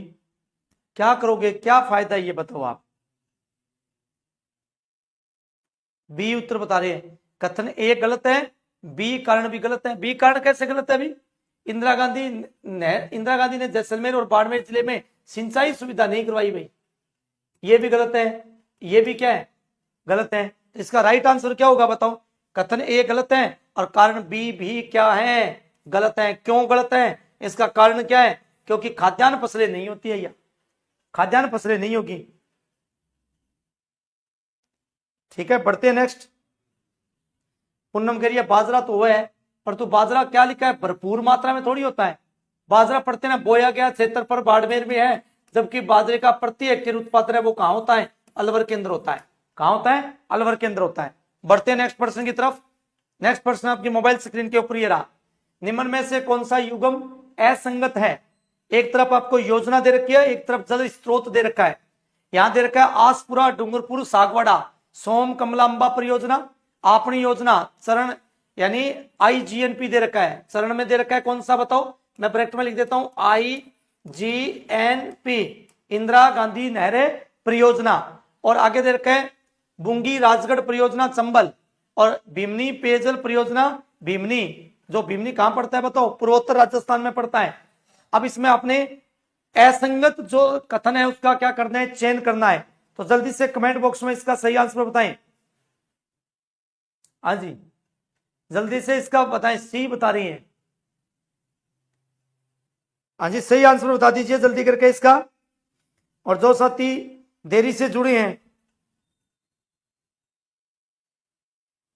सी बता रहे हैं, कर लेना सी। सी पूर्णिया सरकार के सी गलत है। बुंगी राजगढ़ परियोजना चंबल बिल्कुल सही है। ये तो सी बता रहे, नहीं सी नहीं होगा भाई, ये उत्तर नहीं होगा। आसपुरा डूंगरपुरा ये सोम कमलांबा परियोजना है, बिल्कुल जी, सोम नदी के ऊपर है ना। ये भी आपका क्या है, सही है। और ये भी क्या है, सही है। आपनी परियोजना जर्मनी के सहयोग से है। भीमनी जो पेयजल परियोजना है ये गलत है, ये गलत है, याद करना। तो उत्तर क्या होगा आपका? 4 नंबर होगा। क्या उत्तर होगा? 4 नंबर। बढ़ते हैं नेक्स्ट प्रश्न की तरफ। नेक्स्ट प्रश्न आपकी मोबाइल स्क्रीन के ऊपर ये रहा। IGNP की लिफ्ट नहरों में सबसे लंबी लिफ्ट नहर कौन सी है? तो इंदिरा गांधी नहर परियोजना की बात करें तो IGNP इंदिरा गांधी नहर जो परियोजना है ये 2 भागों में बंटी हुई है। एक तो किस में बंटी हुई है बताओ? शाखा में। और एक बंटी हुई है लिफ्ट नहर में। लिफ्ट नहर में क्यों बंटी हुई है? क्योंकि इंदिरा गांधी नहर का बायां भाग है वो क्या है, धरातल से क्या है, नीचा है, जबकि दायां भाग क्या है बताओ, ऊपर उठा हुआ है। तो यहां से कुल शाखाओं की संख्या कितनी बताओ? 9। लिफ्ट नहरों की संख्या कितनी है बताओ? 7 है। उन लिफ्ट नहरों में से पूछा है सबसे लंबी कौन सी है? करणी सिंह लिफ्ट नहर है क्या? वीर तेजाजी लिफ्ट नहर है क्या? जयनारायण व्यास है क्या? कंवर सेन है क्या? तो वीर तेजाजी तो क्या है बताओ? सबसे छोटी लिफ्ट नहर है, याद रख लेना। सबसे छोटी लिफ्ट नहर के रूप में जानी जाती है। सबसे छोटी लिफ्ट नहर है कौन सी बताओ? वीर तेजाजी, याद रख लेना। कौन सी है बताओ? वीर तेजाजी। तो सबसे बड़ी कौन सी होगी? सबसे बड़ी होगी कंवर सेन लिफ्ट नहर, याद रख लेना। कौन सी होगी बताओ? कंवर सेन लिफ्ट नहर परियोजना है वो क्या है बताओ? सबसे लंबी लिफ्ट नहरों में से शामिल है। और सबसे छोटी है वो कौन सी है? वीर तेजाजी है। बढ़ते हैं इसके बाद नेक्स्ट प्रश्न की तरफ। नेक्स्ट प्रश्न आ गया ये, हरिके बैराज बांध का निर्माण कब किया गया था? हरिके बैराज बांध, हरिके बैराज है जैसे यहां से सतलज नदी आ गई और ऊपर से कौन सी आएगी? व्यास। सतलज व व्यास नदियों का क्या होगा? संगम होगा। और उसके लिए डॉक्टर कंवर सेन ने क्या बनाई थी? इसकी पूरी रूपरेखा बनाई थी।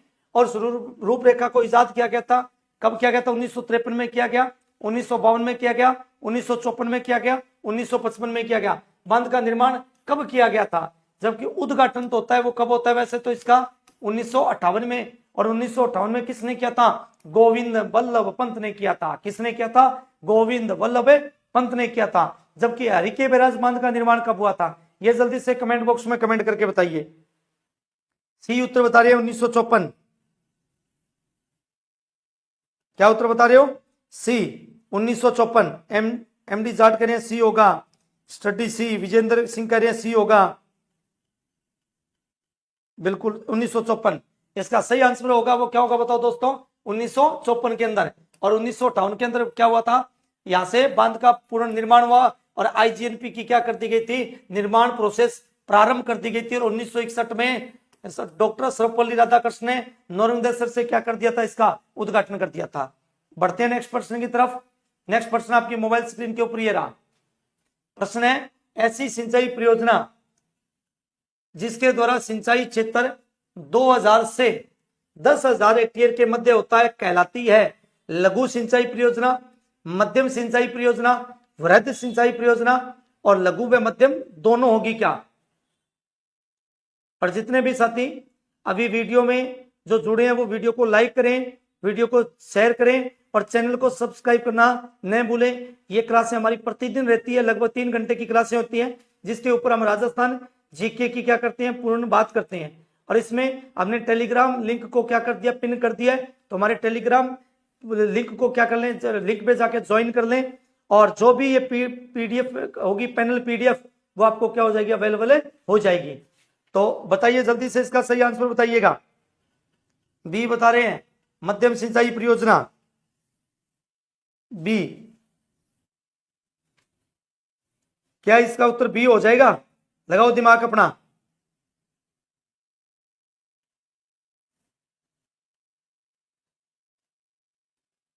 हाँ जी, सही आंसर बता दो। सर 2 बार लाइक कर दिया, कोई बात कौन, तेरा पीछा थोड़ी लगा है, आराम में बैठे मस्ती मार ला रही है।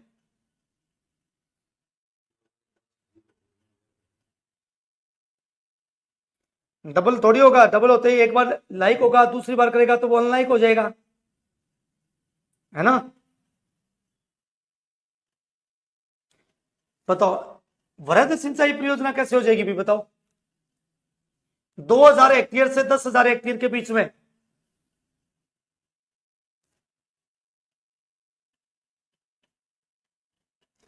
इसका सही आंसर होगा वो क्या होगा बताओ, मध्यम सिंचाई परियोजना। कौन सी सिंचाई परियोजना होगी, मध्यम सिंचाई परियोजना। बढ़ते हैं नेक्स्ट प्रश्न की तरफ। नेक्स्ट प्रश्न है, भाखड़ा बांध के जलाशय को किस नाम से जाना जाता है जो भारत की सबसे बड़ी मीठे पानी की झील है। कावोद झील, जयसमंद, गोविंद सागर और राजसमंद झील। कावोद की बात करें तो कावोद है वो कौन से पानी की है बताओ, खारे पानी की है। कौन से पानी की है बताओ, खारे पानी की झील है। और कावोद झील है वो कहां स्थित है, तो जैसलमेर में है। कौन से जिले में है, जैसलमेर में। और इस झील के नमक में सबसे ज्यादा क्या पाया जाता है बताओ, आयोडीन पाया जाता है। जयसमंद झील है वर्तमान में कौन से जिले के अंदर चली गई है बताओ, ये तेलुम्बर जिले के अंदर चली गई है। गोविंद सागर जलाशय वो कहां पड़ता है बताओ, गोविंद सागर जलाशय हिमाचल में है। और राजसमंद झील है वो कहां है बताओ, राजसमंद जिले में है, जिसका निर्माण किसने कराया था, राज सिंह ने करवाया था। किस नदी के पानी को रोक करके, गोमती नदी के पानी को रोक के करवाया था। तो इसका सही आंसर बताओ, गोविंद सागर जलाशय। कौन सा जलाशय होगा बताओ, गोविंद सागर जलाशय इसका क्या होगा बताओ, सही आंसर होगा। क्या होगा, गोविंद सागर जलाशय होगा वो क्या होगा, सही आंसर होगा। बढ़ते हैं नेक्स्ट प्रश्न की तरफ। नेक्स्ट प्रश्न आपकी मोबाइल स्क्रीन के ऊपर ये रहा, सोम कमला अंबा सिंचाई परियोजना किस जिले से संबंधित है। अलवर से, डूंगरपुर से, बीकानेर से और पाली से। तो जल्दी से एक बार कमेंट बॉक्स में इसका सही आंसर बता दो भी, जल्दी से कमेंट बॉक्स में इसका सही आंसर बताइए, किसका सही आंसर क्या होगा, जल्दी से। सोम कमला अंबा परियोजना, एक है भीखाबाई सागवाड़ा नहर परियोजना। दोनों का संबंध है वो एक ही जिले से है और आदिवासियों की महत्वपूर्ण परियोजना है ये। और बहुत बार मैं बता रहा हूं पेपर में पूछी जाती है, सोम कमला अंबा परियोजना का संबंध किससे है बताओ, तो कौन से जिले से, डूंगरपुर जिले से है। कौन से जिले से, डूंगरपुर से। बढ़ते हैं नेक्स्ट प्रश्न की तरफ। नेक्स्ट प्रश्न आपकी मोबाइल स्क्रीन के ऊपर ये रहा, चौधरी कुंभाराम नहर परियोजना या चौधरी कुंभाराम लिफ्ट नहर परियोजना, याद रखिएगा। कौन सी परियोजना है, लिफ्ट नहर परियोजना द्वारा लाभान्वित जिले या जिलों का युगम है बाड़मेर जैसलमेर, बीकानेर जोधपुर, भीलवाड़ा टोंक और हनुमानगढ़ झुंझुनू, याद रख लेना। और इसमें कौन सा है, हनुमानगढ़ झुंझुनू और चूरू का हिस्सा भी आता है। और ये क्या है, एक प्रकार की पेयजल परियोजना के रूप में जानी जाती है। और इसमें हमने जर्मनी के सहयोग से, कौन से देश के सहयोग से, जर्मनी के सहयोग से एक परियोजना शुरू की है, उसका नाम क्या है बताओ, आपनी योजना है। कौन सी योजना है, आपनी योजना। इसी का नाम होता है जर्मन योजना। कौन सी योजना बोलते हैं इसको, जर्मन योजना भी बोलते हैं। तो इसका सही आंसर बता दो जल्दी करके कमेंट बॉक्स में। इसका सही आंसर होगा डी। कौन सा होगा, डी।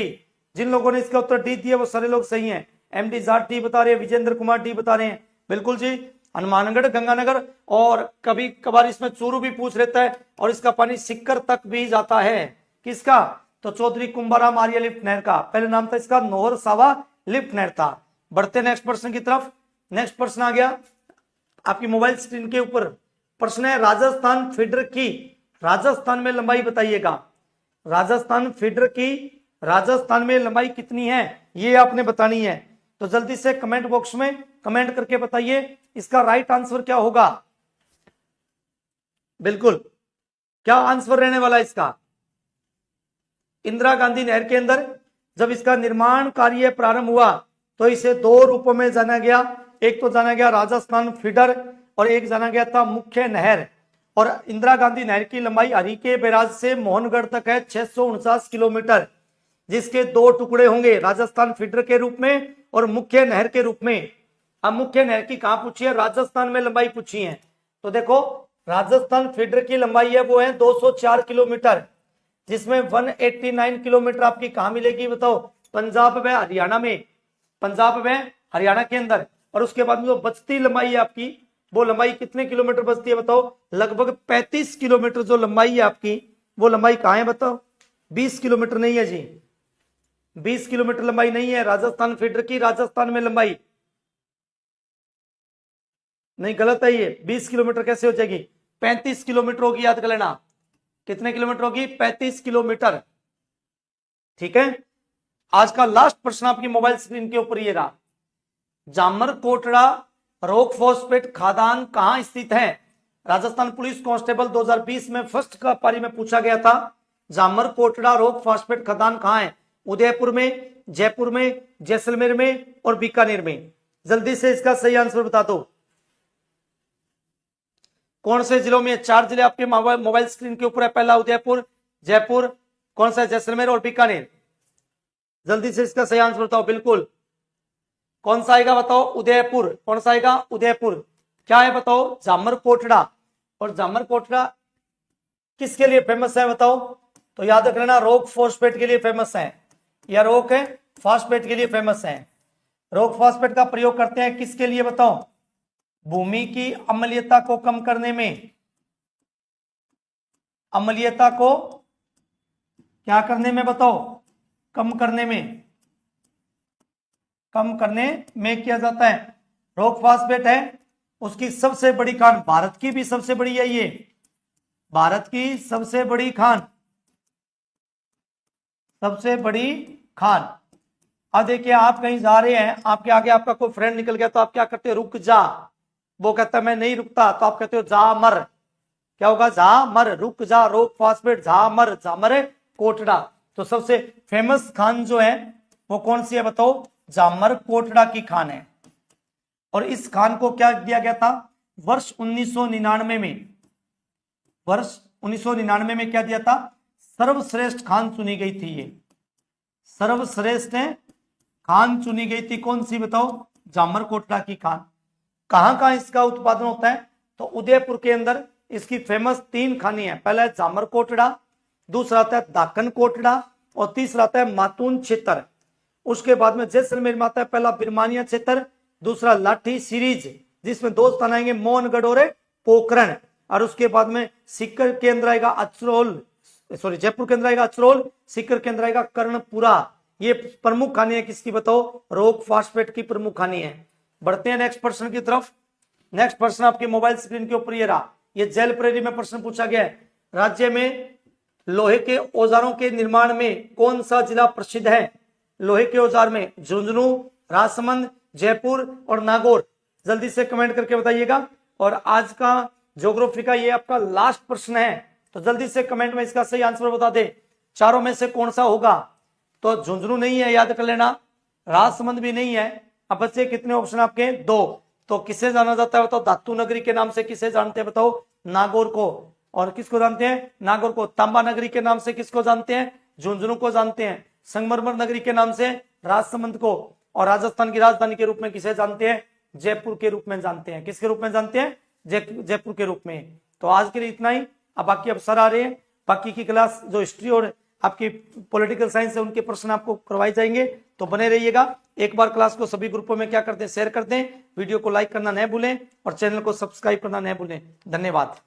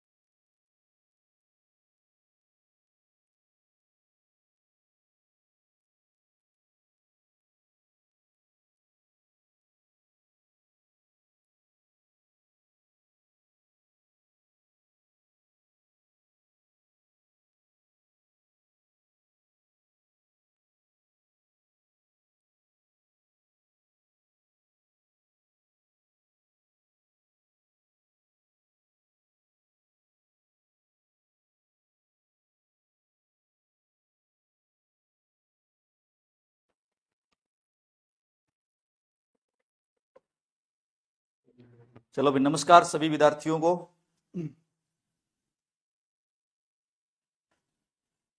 एक बार सभी लोग क्लास में वापस आ जाए, अपने शुरुआत करेंगे, क्लास को शेयर करें और नए हैं तो चैनल को भी सब्सक्राइब करें। पूनम बाना राम राम, स्मार्ट भट्टी गर्ल राम राम। पूनिया सरकार कह रहे हैं सर कल से व्हाट्सएप पर मैसेज भेजा हुआ अभी तक नहीं देखा गया, क्यों? मैसेज पहुंचा नहीं पूनिया सरकार, मेरे पास तो यहाँ तो कोई मैसेज आया नहीं। गुरुजी प्रणाम, एमडी जाट। एक बार क्लास को शेयर करें तो मैसेज अभी पहुंचा नहीं है, या तो आप दोबारा मैसेज करें। एक बार क्लास को सारे लोग शेयर करके आओ।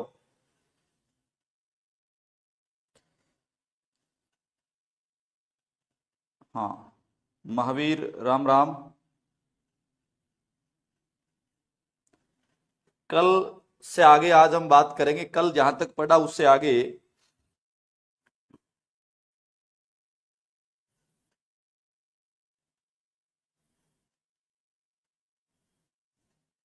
अपने राजस्थान के इतिहास में जो टॉपिक चल रहा था, प्रमुख स्वतंत्रता सेनानी या प्रमुख व्यक्तित्व के बारे में हम बात कर रहे थे। और कल जहां तक पढ़ा उससे आगे देखिए, आज हम शुरुआत करेंगे। आज का अपना ये पहला प्रश्न है। चलो अब सीधी बात, नो बकवास में आपका स्वागत है। और अब जल्दी जल्दी अपने प्रश्नों उत्तर हल करेंगे। और आप सभी से एक ये निवेदन है कि क्लास को सारे लोग है ना क्या कर दें, शेयर कर दें। नए हैं तो चैनल को सब्सक्राइब करें और क्लास को आप सारे लोग शेयर करें। और डायरेक्ट हम प्रश्नों पे आते हैं। और आज का पहला प्रश्न जो है वो आपकी स्क्रीन पर आपको दिखाई दे रहा होगा। तो हम पढ़ रहे थे इतिहास में प्रमुख व्यक्तित्व, बहुत ही अच्छे अच्छे प्रश्न थे कल की क्लास में। आज फिर आपको बहुत शानदार और बेहतरीन प्रश्न देखने को मिलेंगे। प्रश्न क्या है, देखो, जैसलमेर में सर्वहित वाचनालय 1915 ईस्वी की स्थापना किसने की थी? सर्वहित वाचनालय 1915 ईस्वी की स्थापना जो है वो किसने की थी? बाल मुकुंद बिसा, जिसका संबंध मारवाड़ से भूख हड़ताल में करते हुए ये शहीद हो गए। सागरमल गोपा, देशराज सिंह और जिन भद्र सूरी। चलिए, आपका आंसर का मुझे इंतजार है। और सारे लोग क्लास को एक बार दोबारा से, आज आपने देखो आप कोऑपरेट नहीं कर रहे हो भैया। बाल मुकुंद बिसा, क्लास को शेयर वेयर करना आपका कोई मतलब नैतिक कर्तव्य ही नहीं है। सागरमल गोपा, विजेंद्र सिंह कह रहे हैं सागरमल गोपा। बाकी लोग भी आंसर दें। ओके, कहीं मिलोगे तो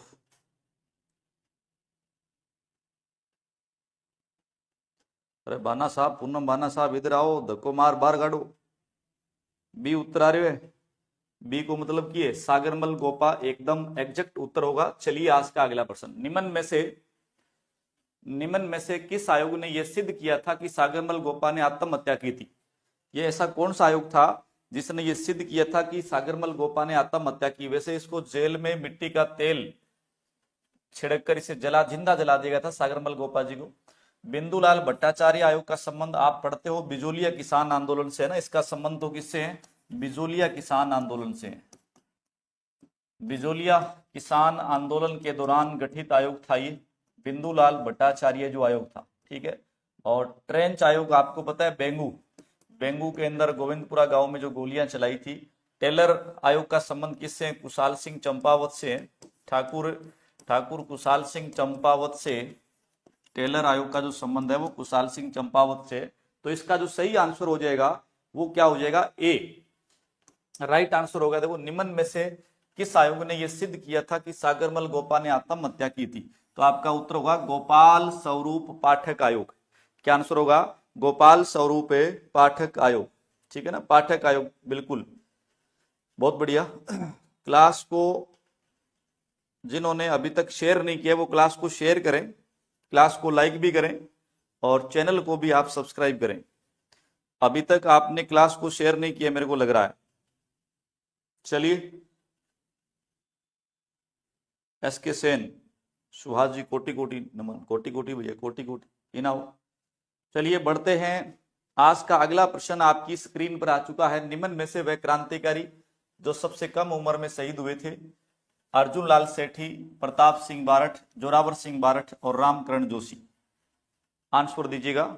ऐसा कौन सा स्वतंत्रता सेनानी है जो सबसे कम उम्र में शहीद हुए थे? राइट आंसर क्या दे रहे हो? जय जोहर, बिल्कुल जी, सभी को आजादी का दीवाना। बताइए आंसर, बताइएगा।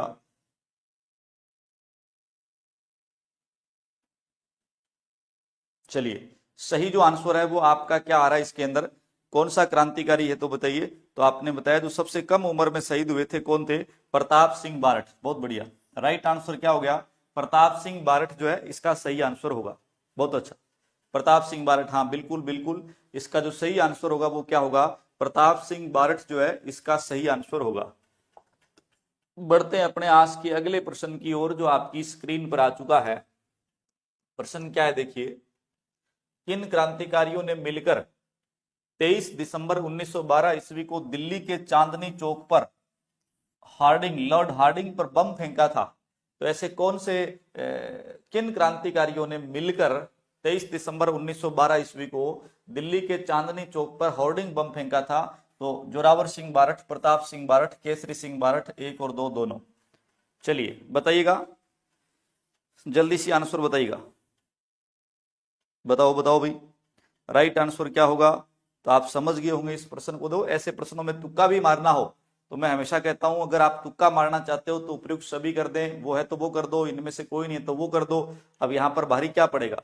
1 और 2, जोरावर सिंह बारठ और प्रताप सिंह बारठ, जोरावर सिंह बारठ और, हाँ बिल्कुल, डी आंसर जो है वो सही है, जोरावर सिंह और प्रताप सिंह बारठ। बढ़ते हैं अपने आज के अगले प्रश्न की ओर।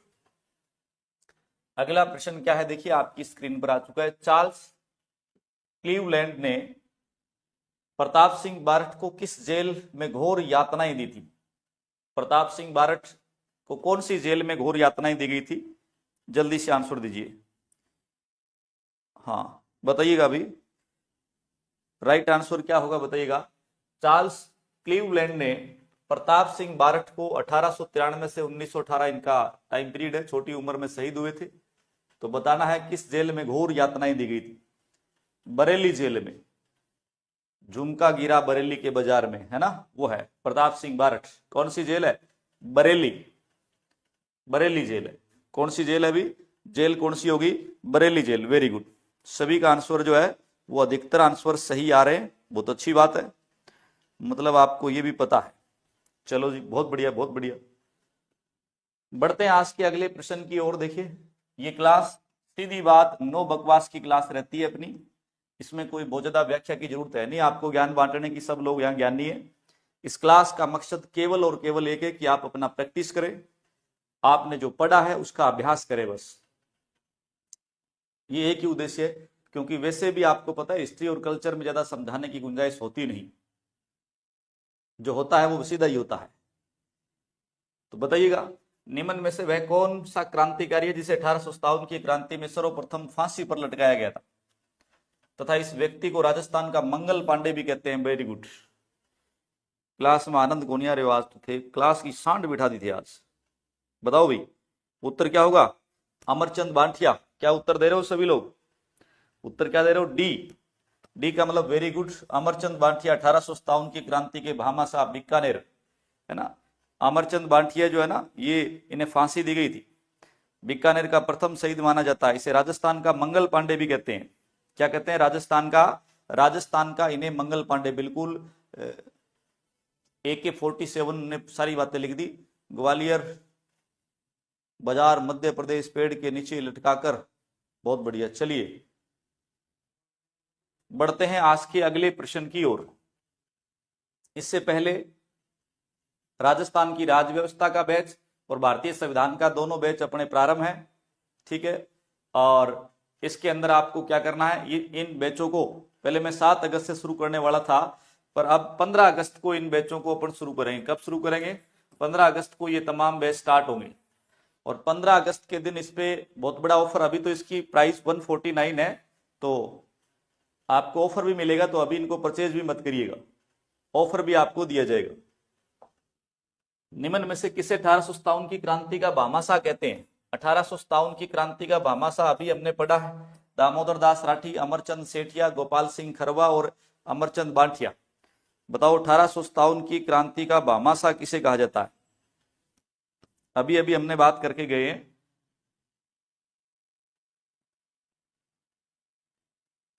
चलिए चलिए, बहुत बढ़िया। राइट आंसर क्या रहेगा इसमें? सही जो आंसर रहेगा, उत्तर दीजिए डी। बिल्कुल बिल्कुल सही आंसर क्या रहेगा इसका? बहुत बढ़िया, अमरचंद बांठिया। 1857 की क्रांति के भामाशाह किसे कहा जाता है? 1857 की क्रांति के भामाशाह किसे कहा जाता है? अमरचंद बांठिया। बहुत अच्छा, बहुत अच्छा, आपका एकदम परफेक्ट उत्तर है अमरचंद बांठिया। शाबाश, सबका उत्तर डी आ रहा है। अच्छी तैयारी है, बस आप तो अपनी तैयारी का आंकलन कीजिएगा। और आगे बढ़ते हैं अपने आज का अगला प्रश्न आपकी स्क्रीन पर आ चुका है, देखिए।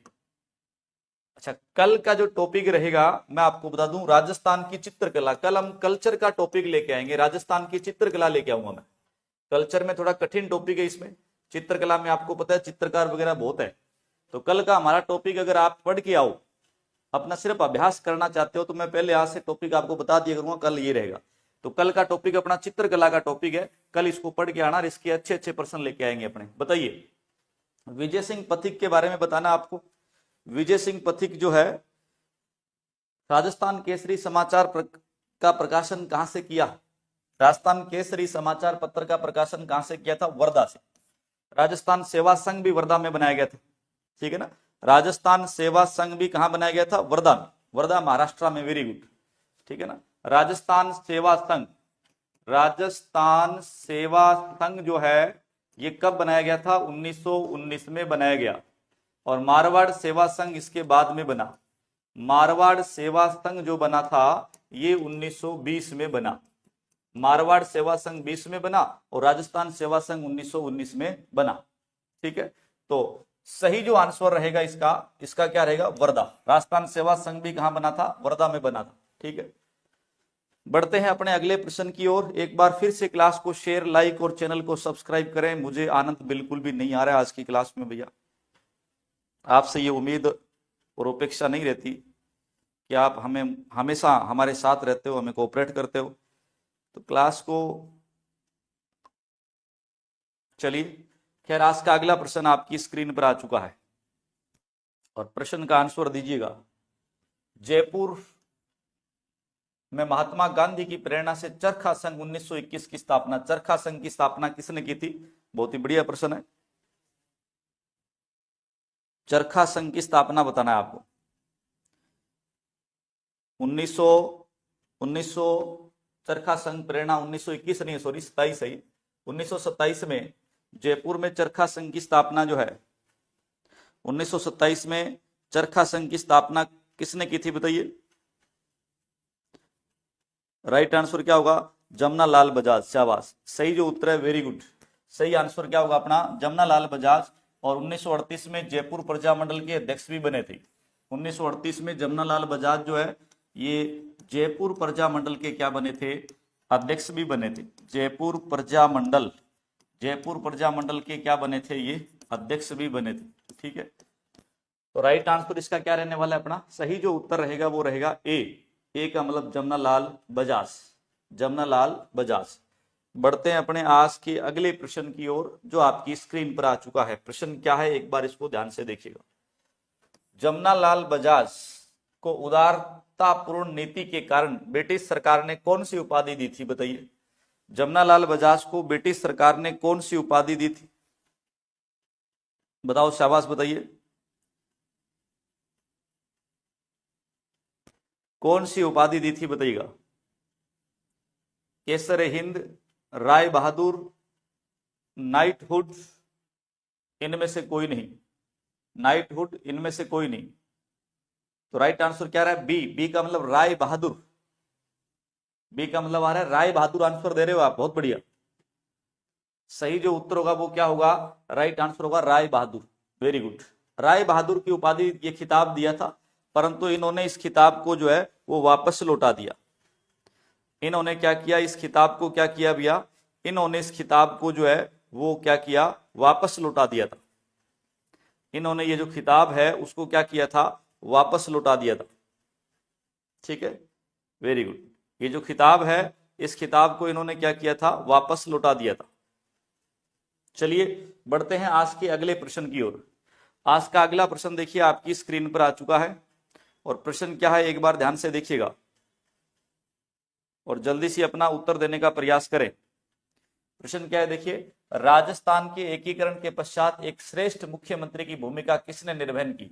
राजस्थान के एकीकरण के पश्चात, राजस्थान का एकीकरण कंप्लीट हो गया था, राजस्थान के एकीकरण के पश्चात श्रेष्ठ मुख्यमंत्री के रूप में भूमिका किसने निभाई थी, बताइए। पहले सबसे पहले इसका उत्तर दीजिए, क्या उत्तर आ रहा है, मैं देख रहा हूं आपके आंसर कमेंट में,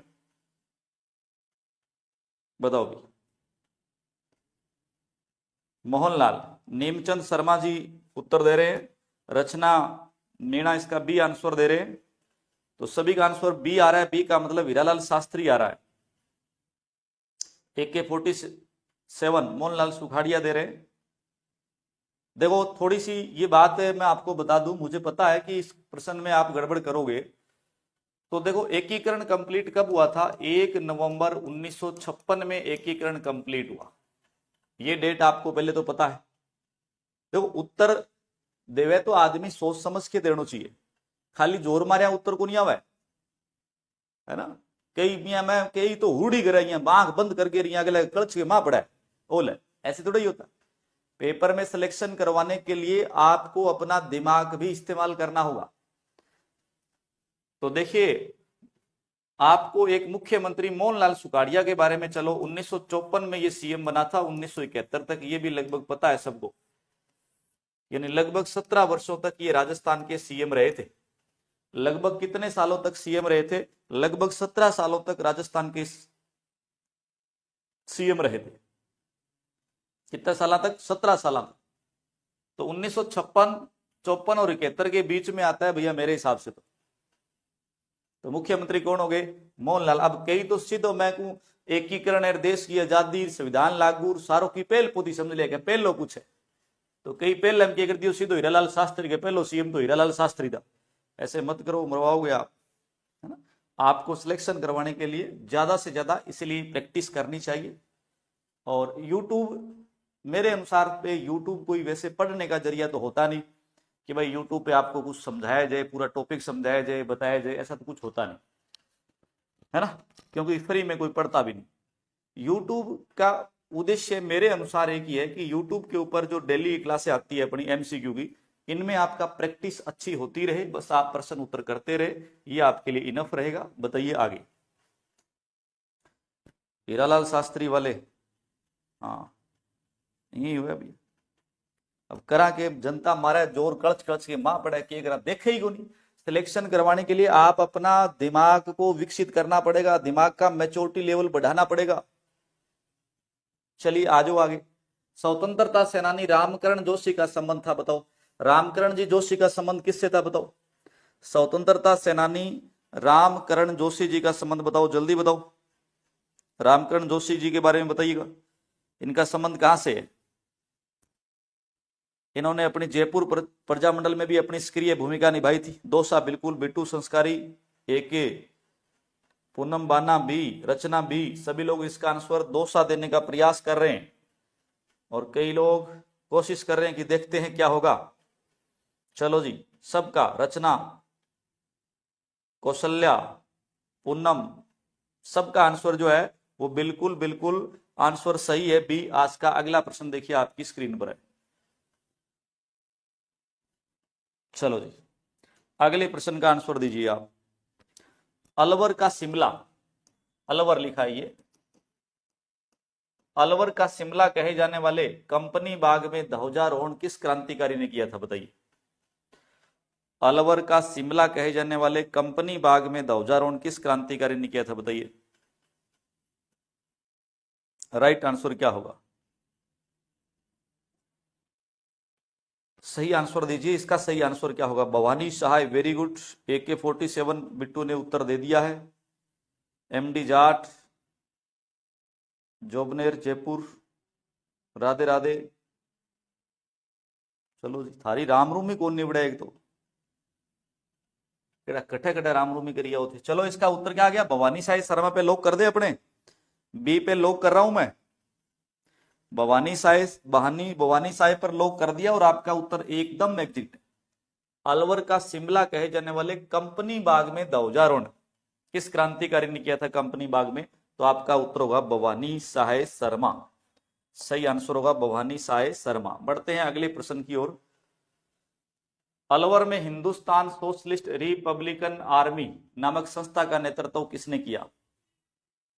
भगत सिंह, चंद्रशेखर आजाद, इन्होंने जो पार्टियां बनाई थी। चलो बताइए, अलवर में हिंदुस्तान सोशलिस्ट रिपब्लिकन आर्मी नामक संस्था का नेतृत्व किसने किया था? जल्दी बताइए।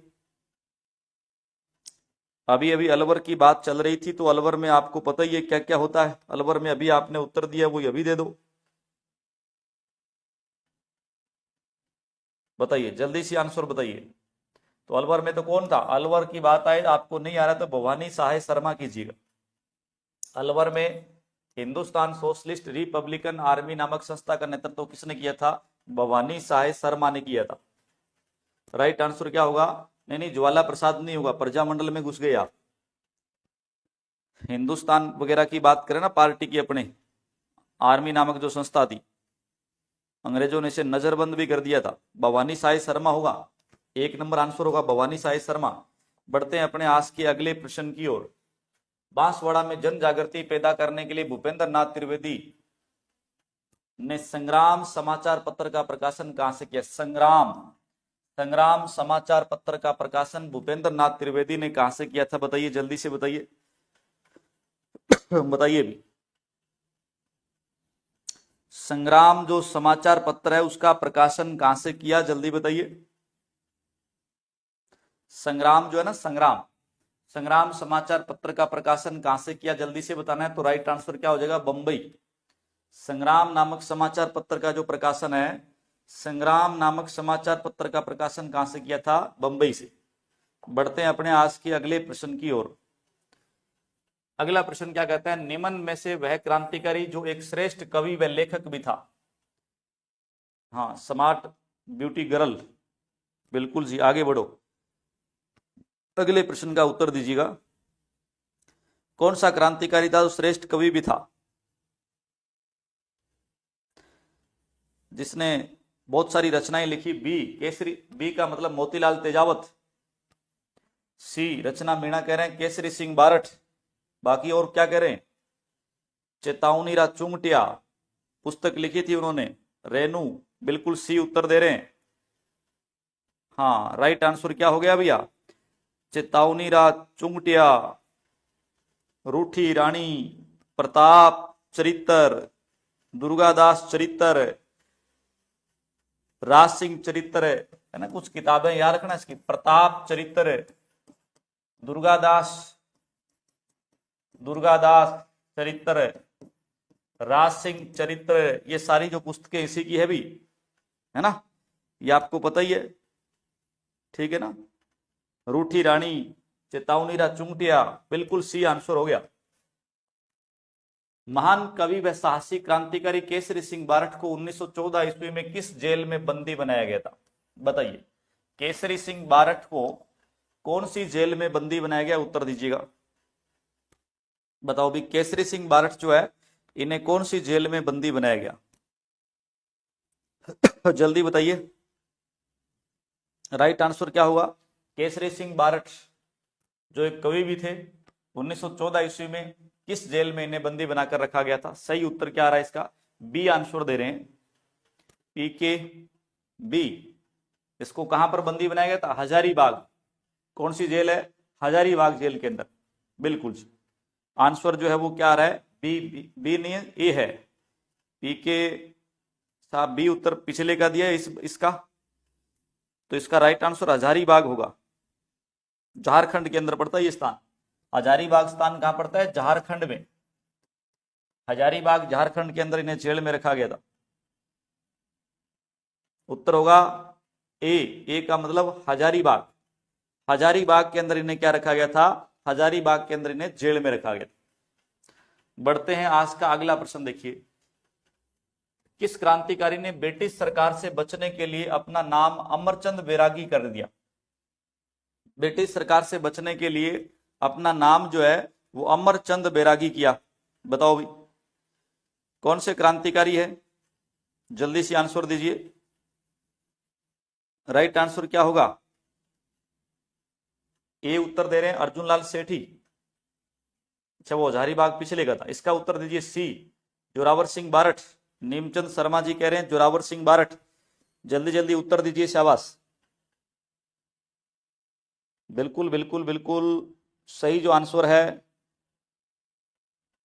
कोई दिक्कत नहीं है, बिल्कुल सही आंसर दिया आपने। जोरावर सिंह बारठ, दिल्ली के चांदनी चौक में हार्डिंग पे बम फेंका था दिसंबर 1912 में। जोरावर सिंह बारठ 1912 में, है ना, जोरावर सिंह बारठ।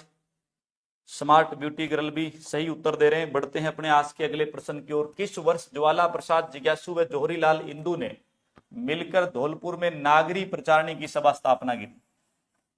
ज्वाला प्रसाद जिज्ञासु व जौहरी लाल, जब आप प्रजामंडल पढ़ते हो ना तो इनका नाम पढ़ते हो। ज्वाला प्रसाद जिज्ञासु और जौहरी लाल इंदू ने मिलकर धौलपुर में नागरी प्रचारणी सभा की स्थापना कब की थी? बताइए, बताओ भाई, धौलपुर में नागरी प्रचारणी सभा की स्थापना कब की थी? राइट आंसर क्या आएगा? 1932, 30, 32, 36, 34। अच्छा प्रश्न है भैया, दोनों ने मिलकर। बताइए,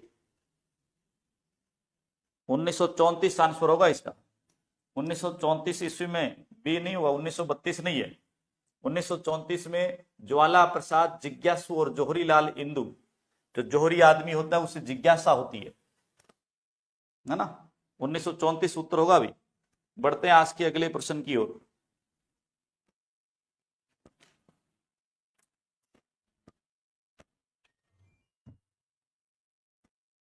रास बिहारी बोस ने किसे 1915 ईस्वी की सशस्त्र क्रांति की कमान सौंपी थी? रास बिहारी बोस ने। बताइए, रास बिहारी बोस जो है, शाबाश। जो पहली बार देख रहे हैं वो चैनल को सब्सक्राइब करना ना भूलें और क्लास को लाइक भी करें। बताओ, रास बिहारी बोस ने किसे 1915 ईस्वी में सशस्त्र क्रांति की कमान सौंपी थी? अर्जुन लाल सेठी, विजय सिंह पथिक, गोपाल सिंह खरवा और दामोदर दास राठी। सही उत्तर आ रहा है, रचना ने सी उत्तर दिया है, पूनम बाना ने भी सी दिया है। सी का मतलब गोपाल सिंह खरवा आंसर दे रहे हो।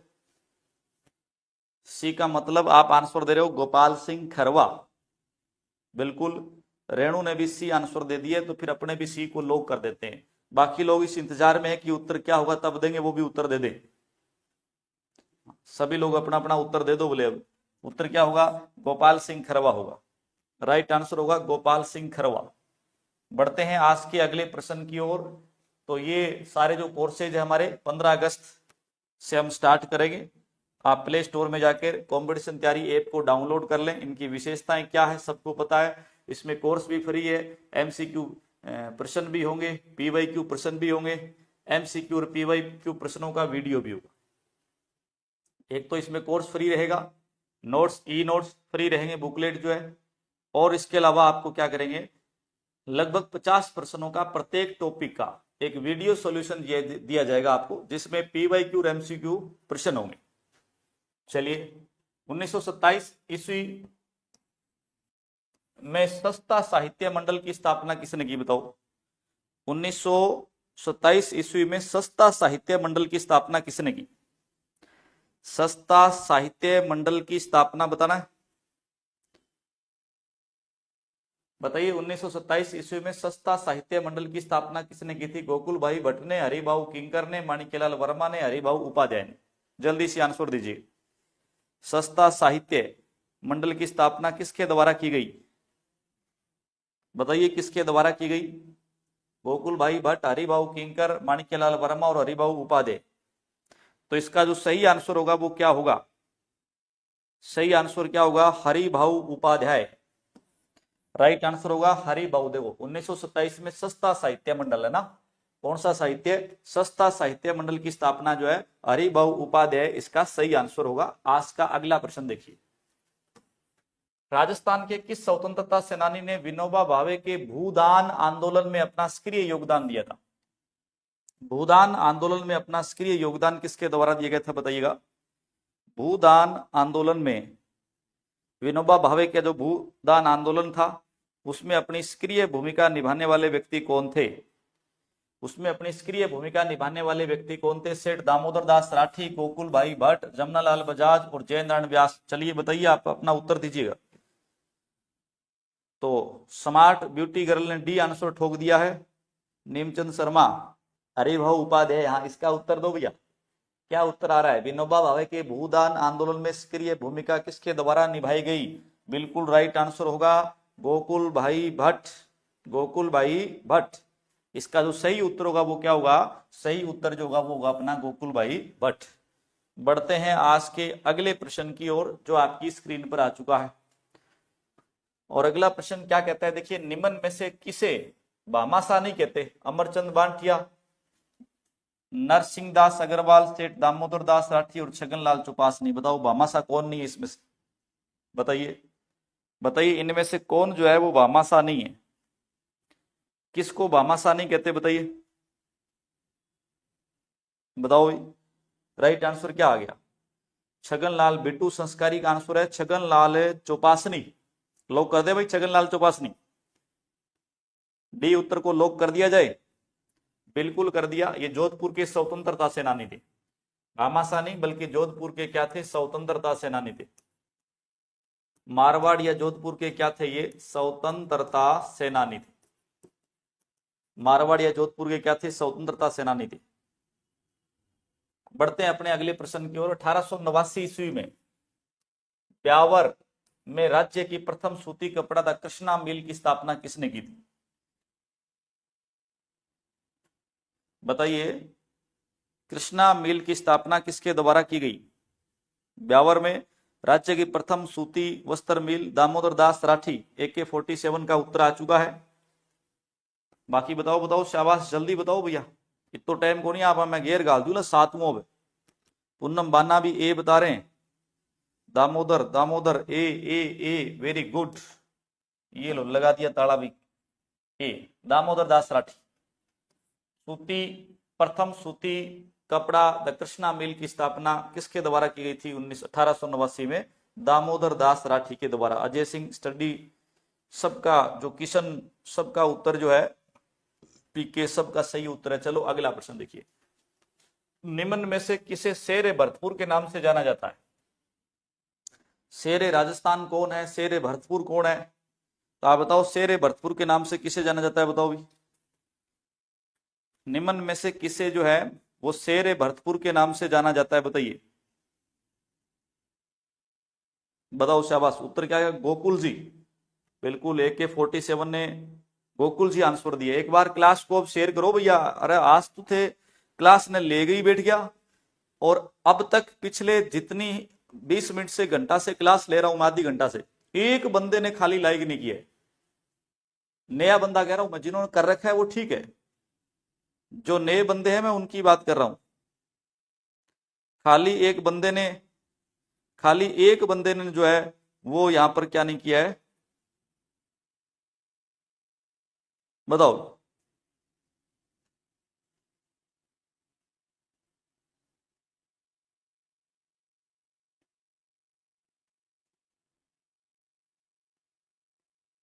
हाँ, अब जाके कोई दो आत्मा हल ली है थोड़ी सी। चलो जी, आपकी मर्जी है, आप करो ना करो। इसका उत्तर क्या आ गया बताओ, क्या है? शेर ए भरतपुर के नाम से कौन जाना जाता है?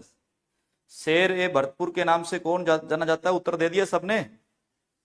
हाँ, उत्तर बिल्कुल सही है, गोकुल जी। गोकुल जी को शेर ए भरतपुर के नाम से जाना जाता है। और आज का अगला प्रश्न देखिए, बीकानेर के महाराजा गंगा सिंह ने किसे बीकानेर राज्य के विरुद्ध षड्यंत्र के आरोप में जेल भेज दिया? बताओ किसको जेल भेज दिया? रिनेश कुमारी, नमस्ते नमस्ते जी, नमस्ते। आइए आइए, जल्दी आइएगा, इधर प्रश्न का उत्तर दीजिए। बीकानेर के महाराजा गंगा सिंह ने किसे बीकानेर राज्य के विरुद्ध षड्यंत्र के आरोप में कहां भेज दिया? जेल भेज दिया। उत्तर बताइए भी, किसको जेल भेजा? बताओ, शाबाश, जल्दी बताओ। राइट आंसर होगा स्वामी गोपाल दास। राइट आंसर क्या होगा? स्वामी गोपाल दास। विजेंद्र सिंह हाडा ए, पूनम बाना ए। सही उत्तर हुआ, बीकानेर के महाराजा गंगा सिंह ने किसे बीकानेर राज्य के विरुद्ध षड्यंत्र के आरोप में जेल भेजा था? तो स्वामी गोपाल दास को भेजा था भी। किसको भेजा था? स्वामी गोपाल दास को। बढ़ते हैं, आज का अगला प्रश्न देखिए, आपकी स्क्रीन पर आ चुका है। सेठ नरसिंह दास अग्रवाल का संबंध किस जिले से था जिन्होंने अपनी सारी संपत्ति महात्मा गांधी के चरणों में समर्पित कर दी थी? बताइए, आपको बताना है। नरसिंह दास अग्रवाल का संबंध बताना है, जिन्होंने अपनी सारी संपत्ति जो है वो महात्मा गांधी के चरणों में समर्पित कर दी थी। उत्तर क्या होगा बताइए, सभी का आंसर क्या होगा? स्टडी की पागल गर्ल ये बता रही है। स्टडी की पागल गर्ल क्या बता रही है? ये बता रही है। ए का मतलब पाली हो गया क्या? डी नागौर, बिल्कुल। AK40, पूनम, नीमचंद, रिनेश, विजेंद्र, अजय, स्टडी, सब लोगों ने उत्तर क्या दे दिया? नागौर। बहुत बढ़िया। इसका जो सही आंसर होगा, सेठ नरसिंह दास अग्रवाल का संबंध किस जिले से था जिन्होंने अपनी सारी संपत्ति महात्मा गांधी के चरणों में समर्पित कर दी? तो राइट आंसर होगा नागौर। सही जो उत्तर होगा वो क्या होगा? नागौर। आज का अगला प्रश्न देखिए, आपकी स्क्रीन पर है। राजस्थानी भाषा का प्रथम समाचार पत्र आगी बाण का संपादन किसने किया? बताओ भी, आगी बाण का प्रकाशन किसने किया? आगी बाण है ये, आगी याण नहीं, आगी बाण है। आगी बाण का संपादन किसने किया था? पहले वाले का था, कोई बात नहीं। मेरे तो घेर गालेडो, आप तो भारतमाला पर चढ़ रहा। सीट बेल्ट लगाओ, से ध्यान रखो तारो। जयेंद्रन व्यास, वेरी गुड। आगी बाण, पोपाबाई की पोल, पीपर, ये सब समाचार पत्र किसके हैं? सारे जो समाचार पत्र ये किसके हैं? सारे समाचार पत्र ये जयेंद्रन व्यास के हैं। बिल्कुल बिल्कुल, आपका आंसर जो है वो क्या रहेगा? ये सारे समाचार पत्र जो है वो किसके हैं? जय नारायण व्यास के। बढ़ते हैं आज के अगले प्रश्न की ओर, और प्रश्न क्या कहता है देखिएगा, बहुत ही बढ़िया प्रश्न है। प्रश्न है कि मारवाड़ में उत्तरदायी शासन नामक पुस्तक की रचना किसने की थी? उत्तरदायी शासन नामक पुस्तक की रचना किसने की थी मारवाड़ में? बताइए। जमनालाल बजाज, जयेंद्रन व्यास, माणिक्यलाल वर्मा, हरिभाऊ उपाध्याय। क्या उत्तर होगा? सही उत्तर का चयन करें। शाबाश, जल्दी जल्दी अपना उत्तर दीजिएगा। आपको बताना है कि मारवाड़ में उत्तरदायी शासन नामक पुस्तक की रचना किसने की थी? जमनालाल बजाज ने की थी, जयेंद्रन व्यास ने की थी, माणिक्यलाल वर्मा ने की थी, हरिभाऊ उपाध्याय ने की थी। तो सही जो आंसर है इसका क्या है? मारवाड़ की बात करें तो मारवाड़ में तो जय जय होती है जय नारायण व्यास की। भैया मारवाड़ में किसकी जय जय होती है? मारवाड़ में हमेशा ही जय जय होती है जय नारायण व्यास की। जय नारायण व्यास की। सी उत्तर नहीं होगा, माणिक्यलाल वर्मा नहीं है। उत्तरदायी शासन नामक पुस्तक जयेंद्रन व्यास की है। बढ़ते हैं अपने आज के अगले प्रश्न की ओर। चलो जी, उत्तर दीजिएगा। मारवाड़ में तरुण राजस्थान का संपादन किसने किया? मारवाड़ में तरुण राजस्थान का संपादक कौन है? जमनालाल बजाज, जयेंद्रन व्यास, माणिक्यलाल वर्मा और हरिभाऊ उपाध्याय। बताइए, तरुण राजस्थान के बारे में आपको बताना है। तरुण राजस्थान का संपादन किसने किया था? जमनालाल बजाज ने, जयेंद्रन व्यास ने, माणिक्यलाल वर्मा ने, हरिभाऊ उपाध्याय ने। सही उत्तर क्या होगा बताइए।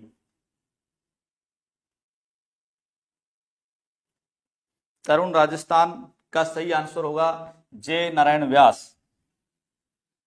तो आज के लिए इतना ही, और कल फिर अपन नया सेशन की शुरुआत करेंगे। अपनी क्लास का समय रहेगा 10:30 बजे। 10:30 बजे से लेकर लगभग 12:30 तक की अपनी ये क्लास रहेगी, है ना। 2 घंटे की जीके की क्लास रहती है, और हम इसमें कल के टॉपिक में, जैसे मैंने एक आपको टॉपिक बताया चित्रकला का, तो चित्रकला का टॉपिक तो कल अपने पोस्टपोन करते हैं। कल फिर से अपने स्वतंत्रता आंदोलनकारी ही पढ़ के यही लेके आएंगे। इसमें कुछ राजस्थान की, चलो चित्रकला भी पढ़ के आना, कल चित्रकला भी देखेंगे। Okay, thank you very much. मिलते हैं कल, और शाम की क्लास में भी आप आना ना भूलें। जय हिंद, जय भारत।